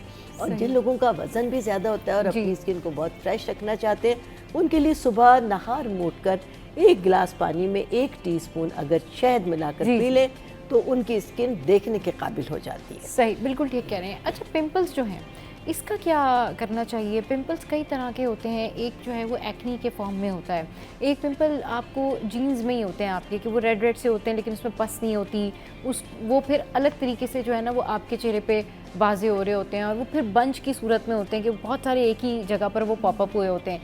तो इसके लिए क्या करना चाहिए? मुझे थोड़ा सा ये बताएं कि हर शख्स ये कहते हैं कि जी पिंपल्स का क्या करें, एक्नी क्या करें? हर फेस पे निकलने वाला दाना क्या एक्नी है? बिल्कुल, आपने बहुत अच्छा सवाल किया। सबसे पहले तो हमें देखना ही है कि पिंपल कितनी टाइप के होते हैं। स्टार्टिंग हेड, हमारे चेहरे पे छोटे छोटे ब्लैक हेड्स बनते हैं, वो भी एक्नी की एक फॉर्म है। हमें उसको सीरियस लेना चाहिए। ये नहीं कि हम उनको पालते रहें और फिर जाके वो लैंड करता है सिवियर फॉर्म ऑफ एक्नी, जिसमें पस भी होती है, नोड्यूल्स बनने लगते हैं या सिस्टिक एक्नी बन जाती है, जिसमें हमें आपको ओरल और साथ टॉपिकल दोनों तरह की दवाइयाँ स्टार्ट करानी पड़ती हैं। सो फॉर दैट रीज़न अपने किसी भी करीबी डॉक्टर से रुजू करें, उनसे डायग्नोज करवाएं। ज़रूरी नहीं है कि हर दाना एक्नी हो, क्योंकि कभी कभी ऐसा होता है हमारे चेहरे पे छोटे छोटे बाल भी होते हैं। सम टाइम उनमें से अगर कोई बाल आपने प्लक किया या वैक्सिंग कराई या थ्रेडिंग की, उसकी वजह से उस जगह पे दाना फॉलिकुलाइटिस बन सकता है, क्योंकि वहाँ पे जर्म्स अंदर चले जाते हैं और जर्म्स वहाँ पे ग्रो करते हैं और वो एक्नी की फॉर्म की तरह का लगते हैं, लेकिन अपेरेंटली वो एक्नी की तरह होता है, but it's not an acne, it's bacterial infection. So we need to get it treated separately immediately, क्योंकि स्पेशली अगर किसी किस्म का कोई दाना आपके इस ट्राइंगल में निकलता है, जो नोज़ और फोरहेड का ट्राइंगल है, तो वो इमीडिएटली उसका इंजेक्शन जो इन्फेक्शन है वो आपके ब्रेन तक जा सकता है and it can be as fatal कि ये लीड करता है टुवर्ड्स डेथ। सो आपके अगर ये ट्राइंगल में जो नोज़ और फोरहेड का ट्राइंगल है, कभी भी कोई दाना निकले तो उसको कभी खुद से पॉपअप नहीं करें, कभी सैलून में प्रेस करके उसको खराब सैलून में उसको वो ब्लैक हेड रिमूव करने वाली जो इंस्ट्रूमेंट्स हैं उससे रिमूव नहीं कराएं। गो टू द डॉक्टर, उनसे डायग्नोज करवाएं कि what type of pimple is it with the infection और नॉट, फिर उस हिसाब से उसकी ट्रीटमेंट। क्योंकि जिसको देखो ये कहते हैं एक्नी है, इतने सारे बड़े बड़े दाने होते हैं या किसी भी वजूहात की वजह से जो है वो स्किन रेड हो रही होती है या मुख्तलिफ शेप में जो है वो पिंपल्स निकले होते हैं। तो ये जानना बड़ा ज़रूरी है कि ये कितनी जो है ना इसकी इकसाम होती हैं। एक्नी वाले जो पिंपल होते हैं वो डेफिनेटली उसकी कई और रीज़न होती हैं, लेकिन कुछ पिंपल्स इस तरह से होते हैं जो जिसके अंदर सिस्ट बनी हुई होती है, जिसको आप अगर थोड़ा सा जो है वो यहाँ पे उसके प्रेशर देते हैं या आप उसको जो है ना वो रिमूव करने की कोशिश करते हैं। जैसे कि मुझे कोई दाना निकला है तो मैं उसमें हाथ लगाते रहती हूँ और ये होता है कि भाई ये मैं खुद ही इसको हटा दूँ किसी तरह चला हाँ, तो क्या होता है कि उससे वो आपकी किसी वेन से कनेक्टेड हो या स्किन में आपके इस तरह से प्रॉब्लम हो जाए तो दर्द यहाँ तक आ रहा होता है। इसका सबसे पहले मैं आपको बताऊं कि एक्नी है क्या। जी, एक्नी है दरअसल, और एक्नी पैदा होती है 11 से 12 साल की उम्र। सही। जब बच्चे और बच्चियां सने बलोगत में कदम रख रहे होते जी, हैं, जी, जी, जी। तब उनकी स्किन में ड्रास्टिक चेंज आता है। जी जी जी, जी। और अब बचपन में सबकी स्किन नॉर्मल होती है, कुछ बच्चे और बच्चियां जब सने बलोगत में कदम रखते हैं उनको, तो उनको हार्मोनल चेंजेस होती है। कुछ बच्चों की स्किन नॉर्मल हो जाती है और कुछ की ऑयली स्किन हो जाती है। ऑयली स्किन और जब ये चेंज आता है तो 11 से 12 साल की उम्र में, चूंकि ये चेंज आ गया जी, है, जी, जी। आपकी स्किन ऑयली हो गई जी। है, तब स्किन पर हल्के हल्के एक आध, जो ये मंथली साइकिल होता है, इसमें बच्चियों के या बच्चों के हाँ। एक आध दाना शुरू हो जाता है। अच्छा। अगर इनिशियली जो एक आध दाना है वहीं पर माँ बाप घर के बड़े स्टैंड ले लें, हाँ। तो ये एक्नी में कन्वर्ट नहीं होता। सही। क्योंकि मैं हर्बलिस्ट हूँ, हर्बल पे बात करती हूँ, तो हाँ। मैं तमाम माओं और बहनों से जो अपने घर में है, अपने बच्चों में अगर ये चेंज देखें 11 से 12 साल की उम्र में, यानी जो इब्तिदा हो जाती है उससे 13 साल 14 साल 15 साल, यानी चेंजेस आ रही हैं जी, आपके जी, अंदर, जी। तब अगर इनिशियली आप देखते हैं तो आपको फौरी तौर पर इस पर एक्शन लेना चाहिए कि अगर मेरी बच्ची या बच्चा कह रहा है हाँ। कि मेरी स्किन पर दाना हो गया है, तो आप बहैसियत माँ एक घरेलू बहुत आसान इलाज बता रही हूँ कि ये यहीं ख़त्म हो जाए, हाँ। आगे बढ़े ही ना। एक तो बच्चे को बहुत ज़्यादा पानी पिलवाएं, और सबसे बड़ी बात यह है कि जो नीम है, हाँ। नीम का जो पानी है वो उसके साथ अपने बच्चे को मुंह धुलवाना शुरू कर दें। सही। और उसके साथ ही बच्चे को या अपनी बच्ची को एक पैक मैं बता रही हूँ, ये ज़रूर बनाइए। हाँ। और वो ये है कि नीम की पत्तियों को बिल्कुल बारीक पिसवा लीजिए, और आजकल तो पंसार से पिसाई है। हाँ। नीम की पत्तियों का 1 टीस्पून पाउडर ले लीजिए, 1 पिंच उसके अंदर आप मिला लीजिए फिटकरी पिसी हुई, 1 पिंच, ज़्यादा नहीं, 1 पिंच फिटकरी, नीम की पत्तियों का पिसा हुआ पाउडर, और इसके अंदर आप जौ का आटा या बेसन, आपके घर जो भी चीज़ अवेलेबल है, 1 टीस्पून ले लीजिए। शानदार सा पेस्ट बनाकर अपने बच्चा जिसको भी है, शुरू ये चेहरे से कहीं से होता है, फिर होते होते गर्दन, बैक, चेस्ट, दोनों बाजुओं तक पहुंच जाता है। लेकिन जब आप इनिशियली इसको ख़त्म कर देंगे तो ये एक्ने में कन्वर्ट ही नहीं होगा। आपने जब बच्चे को अच्छी तरह नीम के पानी से मुंह धुलवाए जी, ताकि जी। उसका ऑयल खुश्क रहे, और ये पैक लगवाएं 5 से 7 मिनट के लिए। सही। और देखिए कि यहाँ से खुश्क होना शुरू होता है, कहीं ना देखिए यहाँ से। अगर यहाँ से खुश्क होना ये पैक हाँ। शुरू हो गया है, हाँ। तब अपने बच्ची से या बच्चे से या खुद आप जी, अपने जी। हाथों को अच्छी तरह पानी से, साबुन से वॉश करने के बाद गीले हाथों से उस बच्चे के चेहरे का बहुत ही जेंटली मसाज करें, सही। और उसके बाद उसका दोबारा फेस धुलवा दें। सही। आप यकीन करें कि ना सिर्फ एक चेहरे का ऑयल ख़त्म हो जाएगा, हल्की सी इस मसाज से बच्चे का ब्लैक हेड्स पैदा हुआ हाँ। है, वाइट हेड पैदा हुआ है, सही। एक्नी पैदा हुआ है, ऑयली हुई स्किन, वो बिल्कुल 1 हफ्ते के मुसलसल इस्तेमाल से बेहतरीन रिजल्ट्स मिलेंगे आपको चलिए जी, इंशाल्लाह। शो में यहाँ वक्त तो एक ब्रेक का, ब्रेक के बाद जब वापस आएंगे तो मजीद जो स्किन इश्यूज़ हैं वो डिस्कस करेंगे। Welcome back. तो जनाब, बात हो रही है स्किन इश्यूज़ की कि आप अपने स्किन की जो प्रॉब्लम्स हैं उसको कैसे ख़त्म कर सकते हैं, कम कर सकते हैं। अच्छा, स्किन का जो एक इशू है ना, वो इस तरह से है कि आपको इसको थ्रू आउट मेंटेन करना पड़ता है। ऐसा नहीं होता कि आपने जो है सनब्लॉक लगाया और थोड़ी देर से बाद स्किन बेहतर हुई, छोड़ दिया। आपने कोई रेमेडी की, स्किन बेहतर हुई, छोड़ दिया। ये परमानेंट ट्रीटमेंट है जो कि आपको अपनी डेली रूटीन में लेके चलना होता है, कि जैसे क्लिनजिंग करना है, फेस वॉश जो आप यूज़ करते हैं उसका इस्तेमाल करना है, अपनी स्किन की केयर करनी है, मेकअप के बाद जो है वो अच्छे से मेकअप रिमूव करना है, मॉइस्चर करना है स्किन को। फिर आपने जो है, अगर कुछ लोग आइसिंग करते हैं, इसका भी मैं पूछ लेती हूँ, बल्कि साइमा हमारे साथ में बेहतर बताएंगी। साइमा, एक ट्रेंड बड़ा इन है आजकल कि जो लोग सुबह सो के उठते हैं सबसे पहले बहुत सारी आइस उन्होंने ली होती है और वो अपना फेस जो है वो डिप करते हैं, और उसके बाद जो है फिर वो आइसिंग करते हैं एंड ऑल दैट। ये वाकई करना चाहिए हर किसी को सुबह उठ के इस तरह से आइसिंग? आई वोंट रेकमेंड कि इमीडिएटली सुबह उठते साथ आप पहला काम ये कर हाँ, लें। लोगों का यही सबसे पहला काम ये होता है कि जी हमें वी हैव क्योंकि to body care about our temperature का फेस, तो सडन हम चेंज आइसिंग होना करेंगे। इज हाँ, not good for your internal organs health as well ना। जो सडन चेंजेस होते हैं बॉडी टेम्परेचर में, उसकी वजह से you can go into a shock as well. सही। सो अगर यूज़ करना भी है तो थोड़ा सा कोल्ड वाटर यूज़ कर सकते हैं। इट्स नॉट नेसेसरी कि डायरेक्टली एक बोल में हम आइस भरें और उसमें अपना फेस डिप कर लें, या डायरेक्टली आइस को लें और उसके अपने चेहरे पे रब करना शुरू कर दें, क्योंकि आइस आपको पता है वो फ्रीज करती है चीज़ों को ना, उसका टेम्परेचर बहुत कम होता है। तो जब हम अपनी स्किन पे रखते हैं तो स्किन की सुपरफिशियल लेयर्स में जो सेल्स होते हैं वो डेड होने लगते हैं, तो आपकी डलनेस कम नहीं होगी, वो डलनेस बढ़ जाएगी। For that reason directly ice को फेस पे अप्लाई नहीं करना चाहिए। इवन अगर आप करना भी चाहते हैं तो ठंडा पानी ले लें, जो फ्रिज वाला वाटर होता है, एंड देन उसमें आप 2 से 3 दफ़ा अपने फेस को डिप कर सकते हैं, but not immediately after waking up, थोड़ा सा टाइम गुजारने के बाद। रानी आपा? बिल्कुल, मैं बिल्कुल अगेंस्ट हूँ, क्योंकि हर अल्लाह ताला ने हमारा जिस्म ऐसा बनाया है कि उसको हर चीज़ की नॉर्मल टेम्परेचर की ज़रूरत है, हद से ज़्यादा। यानी जैसे आपने कहा कि बिल्कुल सही है, ठंडे पानी से धो लें, इससे भी बेहतर कोई और इजी तरीका चाहे तो बहुत सारा ठंडा बर्फ़ का पानी ले लें। लेकिन मैं हरगिज़ ये नहीं कहूँगी कि सुबह नहा मूड के आप करें। आप अपनी ज़िंदगी का मामूल के मुताबिक आगाज़ करें, मुँह धोइए, नमाज़ पढ़िए, नाश्ता करें, जो तरीका है। अच्छा सा चिल्ड आपने वाटर लिया, उसमें छोटा सा टॉवल डाल लिया, टॉवल डाल के उसको निचोड़ा और अपने मुंह पर आप रख लीजिए। ये ज़्यादा बेस्ट आइडिया है। बेस्ट है। एकदम से आप सोते हुए उठे और आपने ये किया, ऐसी इतनी सारी बर्फ़ की जो है ना वो सारे रखे होते हैं, और उसके बाद लोग इतनी देर तक वो जो है अपना फेस डिप कर रहे होते हैं, उसके बाद वो आइसिंग कर रहे होते हैं, और एवरीथिंग इज डेंजरस। बिल्कुल सही। बहुत सारे लोगों को ना टेम्परेचर चेंज से एलर्जी का भी मसला होता है। आपने देखा होगा वो एकदम से ठंडे पानी में जैसे ही मुंह डालते हैं उनको छींके शुरू हो जाती हैं। बिल्कुल सही कह रही हैं। अच्छा, बात वही होती है कि स्किन को बेहतर करने के लिए हम मज़ीद कोई ऐसी चीज़ें कर लेते हैं जो मज़ीद डैमेज कर रहा होता है। अब इसकी जो एक तरह की रिसर्च है वो ये भी है कि कुछ लोगों की जो स्किन है उसकी जो कहना चाहिए कि क्वालिटी इस तरह की होती है कि वो बड़ी पतली सी या बड़ी थिन सी होती है। जब वो आइसिंग कर रहे होते हैं तो उनकी वेन्स जो है ना वो भी नज़र आने लग जाती हैं।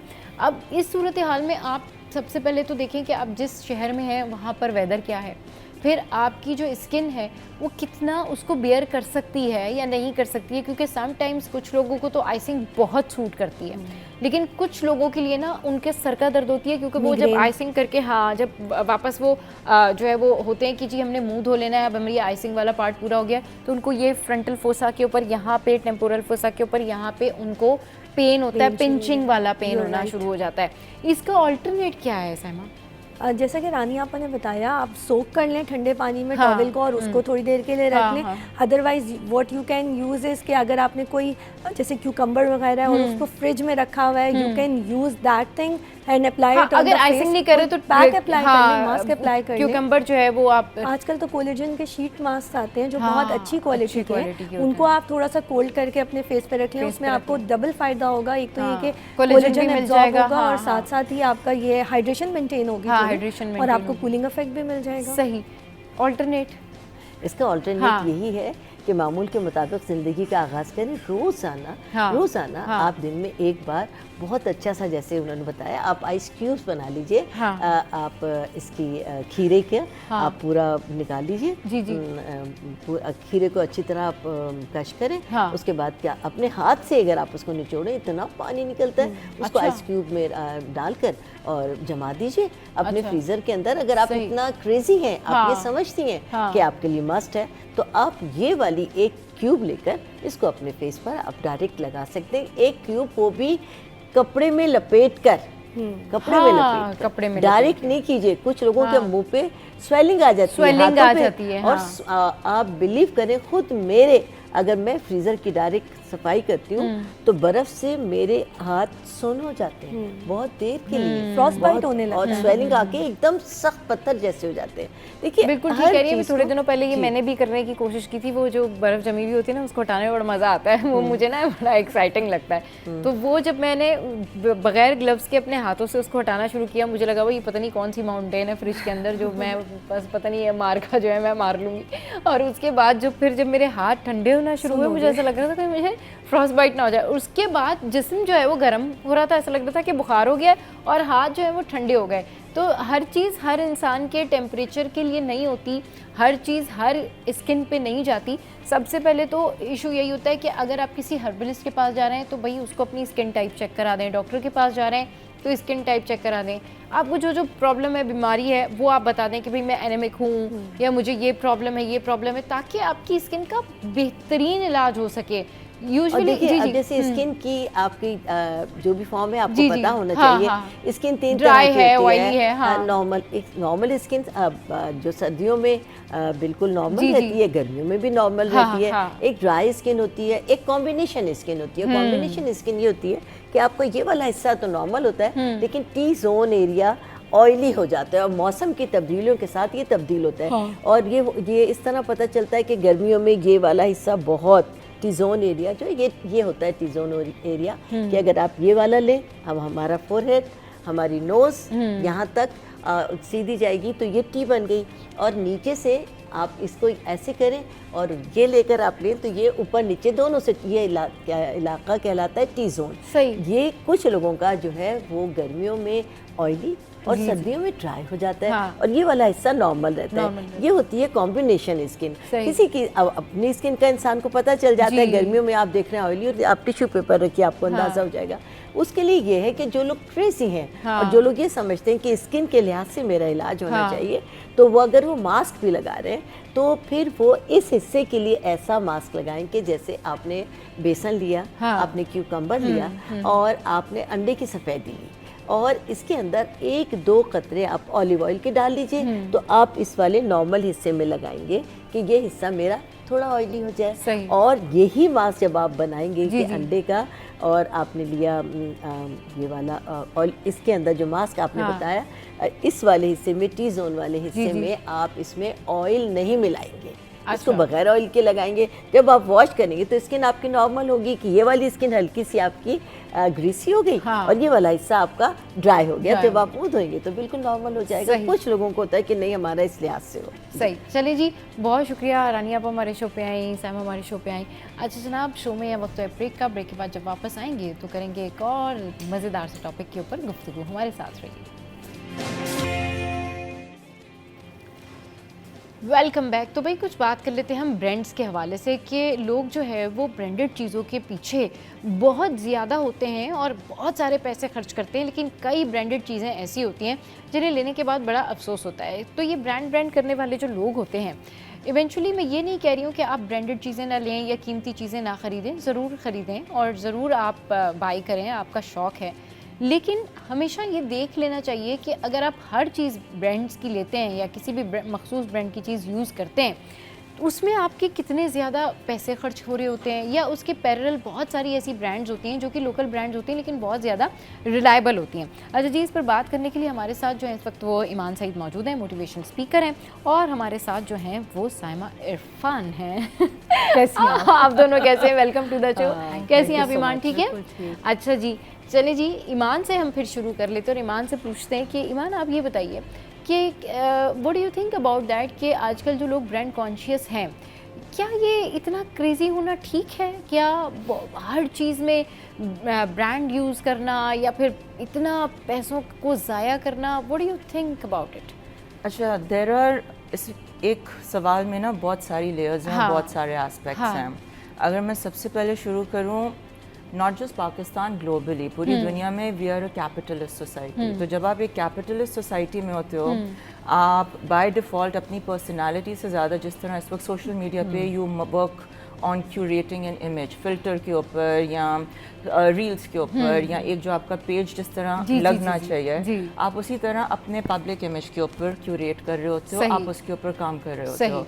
एंड पीछे अगर आप थोड़ा सा भी इमोशनल जाएँ, तो for instance if someone is going through something emotional, slightly भी आपके हाथ में नहीं है, कंट्रोल में नहीं है, तो अगर आपने किसी भी ब्रांडेड चीज़ के ऊपर जाके हाथ रखा और आपने वो ख़रीद ली, तो you get a sense of slight control, और वो थोड़ा सा डोपामिन रश आता है कि ये चीज़ अब है, तो अब मैं थोड़ा सा यू फील पावरफुल, या कोपिंग मैकेनिज्म आपके लिए। तो that's a way to begin. अच्छा, एक चीज़ होती है कि आप ब्रांड कॉन्शियस क्यों होते हैं? क्योंकि आप को क्वालिटी से प्यार है, और जिनको क्वालिटी से प्यार होता है ना, वो ज़रूर ब्रांड के ऊपर जाते हैं, मगर समहाउ कभी कभी आपको ये क्वालिटी जो है उन जगहों पर भी मिल जाती है ढूंढने से या सर्च करने पे, जहाँ पर आपके पैसे जो है वो कम जाते हैं। साइमा, ये इशू ना 2 तरह के लोगों का है। एक वो वाला इशू है जो आपने सुना होगा कि मैंने, आपने कौन सी घड़ी पहनी हुई है, अच्छा जी, मैंने तो Show इस off ब्रांड करना। की, हाँ, शो Show ऑफ। off एक करना। इशू होता है शो ऑफ वालों का, और एक इशू होता है आपके जैसे लोगों का, आप जैसे मेरे जैसे लोगों का, कि हम क्वालिटी कॉन्शियस होते हैं कि नहीं, अगर हमने कोई ड्रेस पहनी हुई है तो उसकी क्वालिटी अच्छी हो, बेशक वो किसी भी ब्रांड का हो लेकिन उसकी क्वालिटी अच्छी हो, वो लोकल ब्रांड हो लेकिन क्वालिटी अच्छी हो। और एक होता है कि हाँ, ये मैंने जो बाय किया है, हाँ, तो ये ज़रा बताएं ये किस तरीके से जो है ये ब्रांड का जो एक ज़हनी असर है दिमागों के ऊपर, ये जो इम्पैक्ट है ये ख़त्म करें। सबसे पहले तो मैं बताऊं कि मैं भी ब्रांड कॉन्शियस नहीं हूँ, जो सीधी बात है। अच्छा। मुझे अच्छे लगते हैं ब्रांड्स, और जाहिर सी बात सभी को, लेकिन मैं कहती हूँ आप उनको प्रमोट कर रहे हो, जो ब्रांड्स जो जिनका नाम है, आप उनको प्रमोट करते, अपनी शख्सियत जो आपकी ज़ात अल्लाह ताला ने दी है वो उसको सप्रेस कर रहे हो। मैं मतलब मेरा ओपिनियन ये है, सही, ठीक है। अब मैं कहती हूँ, जी, लेकिन क्या है कि एक तो पैसे का ज़िया है जी, अगर आप, अल्लाह पाक ने आपको दिया है आप लें, और आपको जो अगर शौक है तो आप लें। थोड़े अरसे के बाद वही ब्रांड आप देख रहे होते हैं 6 महीने के बाद हर किसी ने पहना हुआ होता है, हाँ, ठीक है, सही। तो ये आप ये देखें कि ये भी तो एक चीज़ है ना कि आपकी इनफरादियत जो है, आपके पहनना ओढ़ना, आपकी पूरी शख्सियत वो नज़र आ जाती है उसमें, नज़र आ जाती है। तो लेकिन जब आप वही चीज़ दूसरे तीसरे लोगों ने पहना हुआ होता है तो वो अजीब लगता है कि नहीं। बिल्कुल, इसका मतलब यही है कि पैसे जिसके पास है वो ले, और बेचारे जो लोग थोड़े से जिनके पास पैसे नहीं है, अफोर्ड नहीं कर सकते, वो तो समझो एहसास कंपनी में वो रह जाते हैं। इशू इसमें ये होता है कि आपको अपनी पर्सनैलिटी बनानी चाहिए ताकि आप कोई भी चीज़ पहने तो वो आप पर अच्छी लगे, और दूसरा आपको अपनी चॉइस क्वालिटी जो है वो अच्छी रखनी चाहिए। लेकिन अगर आप ब्रांड कॉन्शियस होते हैं तो फिर डेफिनेटली आपको सारी ब्रांड्स तो नहीं मिल पाती, क्योंकि अगर आप ब्रांड कॉन्शियस हैं तो ज़ाहिर है हमारे मुल्क में बहुत सारी ऐसी ब्रांड्स हैं जो अभी भी अवेलेबल नहीं होती।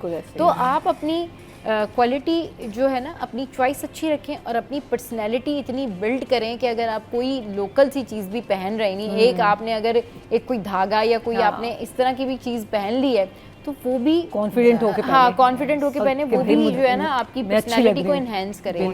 लोग क्या करते हैं कि ब्रांड्स पे पैसे लगाते हैं, बहुत ज़्यादा पैसे बैग्स पे लगाते हैं, कपड़ों पे लगाते हैं, लेकिन उसके बावजूद भी वो मैच नहीं करता उनकी पर्सनैलिटी के साथ, सेटिस्फाई नहीं हाँ, होते, कॉम्प्लीमेंट ही नहीं करता। साइमा कितने महंगे महंगे पर्स लेके खवातीन जा रही होती हैं, आप देखें, लेकिन जब बता भी रही होती हाँ, बता भी रही होती बताना है ना कि भाई ये तो मैंने लिया था, 1 लाख रुपए का लिया था, ये तो मैंने, इस तरह से बोल भी रही होती, लेकिन वो 1 लाख रुपए का बैग जब वो कैरी करती है वो लगता भी नहीं है कि वो 1 लाख रुपए का बैग है। जी मान अगेन आपने जो बात की आपने बिल्कुल सही कहा, देयर इज़ दिस एस्पेक्ट, लेकिन अगर आप थोड़ा सा भी इसमें लाइक यू डिग डीपर तो ये वही चीज़ होती है एक्सटर्नल वैलिडेशन। अब यहाँ 2-3 चीज़ें आती हैं।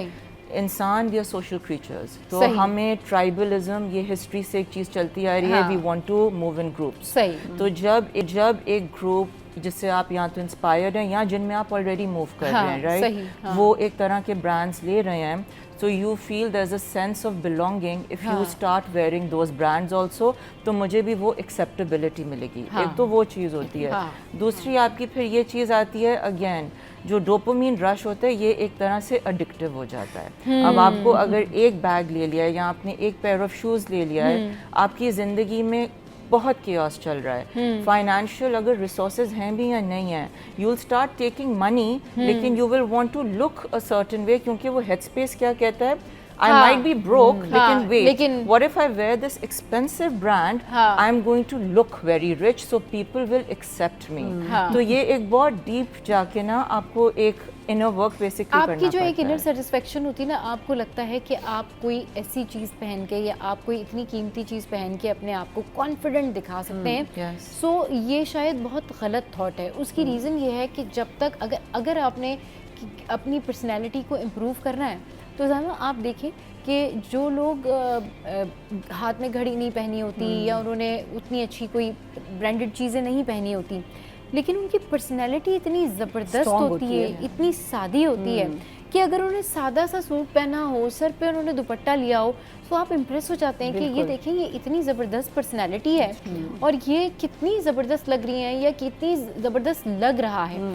तो कितना ज़्यादा ज़रूरी है ब्रांड से निकल के अपने आप को ब्रांड बनाने का, कि आप जो पहने वो आप पे अच्छा लगे, बिल्कुल, या कि आप किसी ब्रांड के मोहताज हो। भाई अब हम ब्रांड्स में बहुत सारी चीज़ें देखते हैं, मतलब अगर कोई खरबोपति या मिलियनियर भी हैं तो वो भी मेरे ख्याल में हर टाइम तो they will not choose brand to wear ना, कभी कभी तो वो भी यही करते होंगे कि कोई चीज़ उन्होंने कहीं से लोकल पे कर ली या कोई लोकल चीज़ ले ली। कितने आप देखें एक्ट्रेस हैं, कितने आप देखें हॉलीवुड के एक्ट्रेस हैं, कितने आप देखें बॉलीवुड के एक्ट्रेस हैं जो कि कोट करते हैं कि हम जाते हैं और जो है ना वो लो प्राइस बाजार में जाते हैं, मार्केट्स में जाते हैं और वहाँ से हम सेल लगी हुई होती है, हम वहाँ से शॉपिंग करके आते हैं। वो तो बाकायदा बाजारों में जाके वहाँ पे व्लॉग कर रहे होते हैं कि देखिए यहाँ हमें सस्ती चीज़ें मिल रही हैं।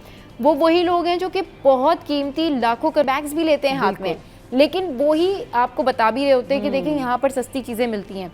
तो आप ब्रांड पहने लेकिन फिर मिक्स मैच करके पहने। अगर आप ये सोचते हैं ना कि आप हर चीज़ ब्रांडेड ले सकते हैं तो मेरे ख्याल में ये आपको एक स्ट्रेस का बायस भी बनेगा। अपनी पर्सनैलिटी को आपको जो है ना वो ब्रांडेड करना है। पर्सनैलिटी जब ब्रांडेड होती है ना तो उसकी वजह ये होती है कि आपकी जो सराउंडिंग्स है वो पॉजिटिव होनी चाहिए। आप अगर कॉन्फिडेंट दिखना चाहते हैं तो उसके लिए पहले आपके पास नॉलेज होनी चाहिए, और फिर आपकी जो गैदरिंग है यानी आपके जो दोस्त हैं, हल्का अहबाब है, फैमिली है, वहाँ बैठ के आप किस नौयत की बात करते हैं या आपकी किस नौयत की जो है ना वो डाइनिंग टेबल के ऊपर घर वालों के साथ चिट चैट होती है, दैट डिफाइंस योर पर्सनैलिटी। ये आपको बनाती है ब्रांड। फिर उसके बाद अगर आप कहीं से एक छोटी सी चीज़ भी खरीद के पहन लेते हैं ना तो लोग आपसे पूछते हैं कि बड़ा अच्छा लग रहा है, इतना सस्ता तो नहीं हो सकता ये, वेयर डिड यू बाय। तो बात सारी ये होती है कि फिर बहस होती है कि ये इतना सस्ता नहीं होगा क्योंकि आपने पहना हुआ है। तो जनाब इस पे करेंगे बात, लेकिन एक छोटे से ब्रेक के बाद। सही, चलिए जी, वेलकम बैक। और ब्रेक के बीच में जो हम बातें कर रहे थे वो इसी तरह से बातें कर रहे थे कि भाई शो ऑफ की इंतहा अब इतनी हो गई है कि पैसा नज़र आना चाहिए। कैरी करना लोगों को नहीं आता, स्टाइल भी कैरी करना नहीं आता लोगों को। बैग्स, स्लीपर्स, जो वो ड्रेस वेयर करते हैं वो भी उनको कैरी करना नहीं आ रहा होता। अच्छा, मैं ये क्रिटिसाइज़ नहीं करी कि आप ब्रांड्स ना खरीदें। अगर आप ब्रांड खरीदते हैं तो कैरी भी करना आना चाहिए, आपकी जेब भी उतनी इजाज़त दे। और फिर बात होती है कि आप फजूल खर्ची ना करें। ईमान, साइमा, आप दोनों यहाँ पर हैं। आपने अपनी लाइफ में, अपनी सराउंडिंग में बहुत सारे ऐसे लोग देखे होंगे जिन्होंने बहुत महंगी चीज़ें कैरी की होती हैं। वो इयरिंग्स हैं, चेन्स हैं, ब्रेसलेट है, या कोई भी ऐसी चीज़ है, या कोई हैट ही ले लें, आप पिकनिक पे कहीं जा रहे हैं तो मैं आपको इसकी ना एक एग्जांपल देती हूँ कि वो पिकनिक पे आप जाते तो रास्ते में वो कैप वाले होते हैं ना जो कैप बेच भी रहे होते हैं, और एक कैप इस तरह से भी लोग लेते हैं कि वो ब्रांडेड कैप होते हैं, जो पिकनिक के कैप होते हैं, जो तकरीबन 10-12 हज़ार के जो वो कैप होते हैं, ठीक है। अब दोनों कैप्स होते हैं, एक कैप जो है वो 500-600 या 1000 रुपीज़ का है, एक कैप जो है वो 25,000 रुपीज़ का है। अब जिसने वो 25,000 रुपीज़ वाली कैप लगाई हुई है पिकनिक पे, उसको सूट ही नहीं कर रहा और वो 1000 रुपये वाला कैप जो है उसने जो है वो धुम मचा दी है, और वो जिसने जो पहन रहा है वो उसके ऊपर सूट कर रहा है। तो ये डिफरेंस होता है आपकी क्वालिटी का, आपकी चॉइस का। इतना शो ऑफ क्यों करती हैं ख़वातीन? बस ये है कि इनको है कि जब नया पैसा आता है ना, शो ऑफ हमेशा वही करते हैं जो ख़ानदानी लोग होते हैं, जिनके पास अल्लाह पाक ने हमेशा से दिया हुआ है, जो ख़ानदानी, कभी भी वो शो ऑफ नहीं करते हैं। कभी नहीं कहते कि मैंने ये फलाने ब्रांड की घड़ी पहनी है, ये जूते जो पहने मैंने किस ब्रांड के पहने में, कभी शो ऑफ नहीं करते। वो इतने सिंपल होते हैं, वो ब्रांड पहन भी लें तो वो हर हाल में अच्छे, वो ब्रांड पहने या ना पहने, उनकी शख्सियत ही ऐसी होती है कि उनके ऊपर हर चीज़ सूट कर जाती है। वही आप वाली बात है कि आपकी शख्सियत जो है वो डिफाइन करती है सामने वाले को कि जो ना वो कैसे उसके बारे में सोच रहा है। सही है कि वो आपके ऊपर से लेके, क्योंकि आपकी शख्सियत, आपकी जुबान सबसे पहले, आपके अपीयरेंस, आपकी पूरी होल, आपकी शख्सियत, आपकी पूरी उसमें इंटायर में नजर आ जाती है। सही कि और जब चलना फिरना, उठना बैठना आपका, और ये आपने अच्छे ड्रेसेस पहन लिए और आप बिल्कुल यूं अजीब से हुलिये में आप बैठे हुए हैं, आपको बैठना भी नहीं आ रहा, आपको बात करना भी नहीं आ रहा, तो आपकी शख्सियत कहाँ गई? वो आप ब्रांड के पहने, कुछ भी पहने, तो आपकी जब शख्सियत उससे मैच नहीं करी, वही बात है, तो फिर कोई फायदा नहीं इतने पैसे खर्च करने का। कोई वाकया ऐसा हुआ है कि कभी कोई खातून सामने आपके बैठी हो और आपका दिल कह रहा हो कि किस तरह मैं इनको जाके ये बताऊं कि इसको ऐसे ले लें, आप ये वाला बैग ना आप ऐसे पकड़ लें, और प्लीज ये वाला स्टाइल ना आप ऐसे, कोई मैं आप ऐसे बैठी हो और आप कह रही हो कि यार मैं इनको कैसे जाके मैं इनका स्टाइल। अच्छा, बैग को तो मुझे इतना जो सीधी बात है, मुझे ये होता है जो ड्रेसिंग आप पहनते हैं ना, जो करते हैं, तो अपनी एक तो एज, अपनी शख्सियत, अपने जो आपकी जो आप पे अच्छा लगे, आप पे अच्छा लगे, ये नहीं कि दूसरे ने जो पहना हुआ है वो आपको भी वही चाहिए, और हाँ। वो इतने अजीब लगते हैं वो पहने हुए उनको, तो उनको फिर कहना पड़ता हाँ, है। तो आपका मैं दिल अच्छी करता नहीं- होगा हाँ, अंदर से कि बस किस क्यों ना तरह से अच्छी मैं लग- कह हाँ, दूँ। अच्छी लग रही हैं। तो मैं यकीन करें, मैं नहीं कहती हूँ कि अच्छी लग रही है बुरे लगते हैं, हाँ, मैं कहती हूँ समझ चुप हो हाँ, जाती है। हाँ, मैं चुप, मैंने कहा जनाब हाँ, कलर बहुत ओके। अच्छा लग रहा है। मैं कभी भी नहीं कहती हूँ कि आपके ऊपर अच्छा लग रहा है, कलर बहुत अच्छा कलर बहुत अच्छा लग रहा है। कलर बहुत अच्छा लग रहा है। ईमान, आपके साथ में कभी ऐसा होता है सराउंडिंग में इस तरह की खवातीन होती हैं या इस तरह उनके साथ में जो है ना वो बात करती हैं, या उनको उन लोगों को कैसे आप जो है ना वो बर्दाश्त करी होती हैं, या आप ब्लंट है, आप कह देती हैं देखिए बात सुने दुश्मन बना लेती है। आप ना ये थोड़ा ऐसे कर ले। अच्छा, honestly कभी हुआ ऐसा? speaking, ऐसी लाइक ये इंसान की फितरत है कि आपको वैलिडेशन हाँ, चाहिए, तो ऐसी सही। खवातीन भी होती हैं, ऐसे मर्द हजरात भी होते हैं। अब after 13 years in the corporate sector आप इतना सहना सीख लेते हैं, बर्दाश्त करना सीख लेते हैं कि आप थोड़ी बहुत डिप्लोमेसी सीख लें और आप अपना मुंह बंद रखें। सही, बिल्कुल। और जब डांट पड़ रही हो तब भी, या जब आपको कुछ अच्छा नहीं लग रहा है तब भी, तो यू कीप साइलेंट। कुछ अच्छा नहीं बोल सकते तो चुप रहें। चुप मैं रहें, वो वाला बिल्कुल, मोटो हाँ, यूज सही। करती हूँ, and I just stay silent. अच्छा, और फिर आके पूछती भी है ना ये लोग कि अच्छा बताएं ये बहुत अच्छा लग रहा है, तो मैं अच्छा मुझसे थोड़ा सा कंट्रोल नहीं होता इस सेंस में, तो मैं बड़ा जो है ना कोशिश करती हूँ कि कहीं से बीच में से कोई स्पेस निकाल के मैं कहूँ कि अच्छा अगर आप ना इसको ऐसे कर ले तो इस ज्यादा साइड पर कर लें तो लेकिन दूसरे टाइम आपसे नहीं पूछेंगे, फिर ये याद रखिएगा। सेकंड टाइम नहीं कभी पूछेंगे आपसे, नहीं ये तो भाई मुझे ये तो हाँ, अपने मशवरे दे रही है। हाँ, सही। तो पता है जब आप इस तरह की सराउंडिंग में होते हैं तो यू रियलाइज कि भाई वी आर ब्लेस्ड। आप अपने लिए अल्लाह का शुक्र अदा करते हैं कि अल्लाह तेरा शुक्र है कि एक तो इतना ढेर सारा कोई करोड़ों पैसे भी नहीं है, वरना हम भी ऐसे ही लग रहे होते हैं। और सबसे बड़ी बात ये कि सब्र शुक्र है, बिल्कुल सब्र शुक्र है। सबसे बात अच्छी है। चीज़ ये होती है कि आपने जो पहना हुआ है आप उसमें अल्लाह का शुक्र अदा करें, आप जो खाते हैं उसमें आप अल्लाह का शुक्र अदा करें, जहाँ आप काम कर रहे हो उसके लिए आप अल्लाह का शुक्र अदा करें, आप अपनी फैमिली के लिए अल्लाह का शुक्र अदा करें। जब आपकी ये जो शुक्र अदा करने वाली आदत बन जाती है ना, उसके बाद आपके लिए ना सारी चीज़ें सेकेंडरी हो जाती हैं। बिल्कुल ऐसे ही है। मतलब अगर आपको जो है वो करीना कपूर जैसी ड्रेस नहीं मिल रही, आपको अगर किसी एक्ट्रेस जैसी ड्रेस नहीं मिल रही, तो आप ये सोचें कि अल्लाह ताला ने आपको सेहतमंद तो रखा हुआ है, मतलब आप एक नॉर्मल ड्रेस खरीदने के काबिल हैं। बिल्कुल। तो जब आप बहुत ज़्यादा स्पिरिचुअली कनेक्ट होते हैं ना अपने दीन से, अल्लाह से, तो ये चीज़ें आपके लिए मायने नहीं रखती। ये जो दुनिया की चीज़ें होती है ना, ये कहीं ना कहीं सेकेंडरी हो जाती बिल्कुल है। ऐसे ही। और यकीन करें साइमा, अगर कोई शख्स अपनी उस प्रायोरिटी को, यानी कि चॉइसेस को कि मैं क्या पहनूं, क्या खाऊं, इन चीज़ों को सेकेंडरी कर लेना, ये लोग सक्सेसफुल होते हैं। बिल्कुल ऐसे ही है। मैं बताऊं आपको, क्योंकि वो अपने काम पे फोकस कर रहे बिल्कुल होते हैं। ऐसे ही है। असल बिल्कुल। इशू ये होता है। बिल्कुल ऐसे ही। मैं कह रही हूँ कि सब जिंदगी की कामयाबी पता है किसमें है? हाँ। कि आप जो है अपने सर्कल को कम रखें, कम रखें, हाँ, कम रखें, कम लोगों से, शॉपिंग हाँ, सेंटर्स क्वालिटी में कम रखें, जाएं, हाँ, ठीक है। हाँ। तो यकीन करें आप बहुत सारी चीज़ों से बच जाएंगे। एक तो आप पैसे के जो ज़िया है, हाँ, उससे भी उससे रुक बच जाएंगे, जाएंगे, हाँ। और वैसे भी आप वही चीज़ लें जो आपको ज़रूरत है। ज़रूरत है, हाँ। मैं बिला वजह मैं नहीं जाती हूँ शॉपिंग मॉल्स वगैरह में, मैं नहीं जाती हूँ। हाँ। जब मुझे किसी चीज़ की ज़रूरत है बस वो लिया। हाँ। और हाँ, घूमती मैं ज़रूर हूँ, सही। लेकिन लेती नहीं हूँ, इतनी शॉपिंग नहीं करती, मखसूस चीज़ उठाई और बस। हाँ। फालतू में कोई चीज़ नहीं लेनी। मुझे नहीं होता कि नहीं मैं एक चीज़ ले लूँ, एक लिए तो उसके साथ दूसरी तीसरी दूसरी भी ले लूँ, हाँ। ऐसा नहीं है। तो बस सही। ये चीज़ें हैं, जब आप घर से निकले तो ये माइंड में रख के जाएं कि मुझे इसके अलावा ये चीज़ चाहिए ना, इसके अलावा और कुछ नहीं आपने लेना। हाँ। तो बहुत सारी चीज़ों से आप बच जाते हैं। बच जाते और हैं, अपने बिल्कुल। सराउंडिंग के लोगों की वो कहते हैं क्वालिटी गैदरिंग रखें, हाँ, रखें, और तो क्वालिटी बहुत लोग सारी अपने चीज़ों साथ, से बच हाँ, जाएंगे। बिल्कुल, क्योंकि बहुत वो आप सारी चीज़ों देखने से, से हाँ। आप होता है इसने ये ब्रांड पहना है, ना चाहते हुए भी आपके माइंड में कुछ ना कुछ चल रहा होता है। कुछ ना कुछ चल रहा होता है, तो सही। ये चीज़ें आ जाती हैं, तो ये इसलिए ये चीज़ें- कामयाबी का राज इसमें, कामयाबी मेरी का नज़र राज में। इसी में ही है कि आप अपनी ख्वाहिशात को जो है वो कंपोज करके रखें। अच्छा जी, बहुत शुक्रिया ईमान, बहुत शुक्रिया साइमा, हमारे शो पे आई। शो का टाइम जो है वो एंड अप हो गया है, और आज का शो कैसा लगा ये बताइएगा हमारी सोशल साइट पर, और हंसते रहिए, मुस्कुराते रहिए, देखते रहिए। Keep watching serial 10।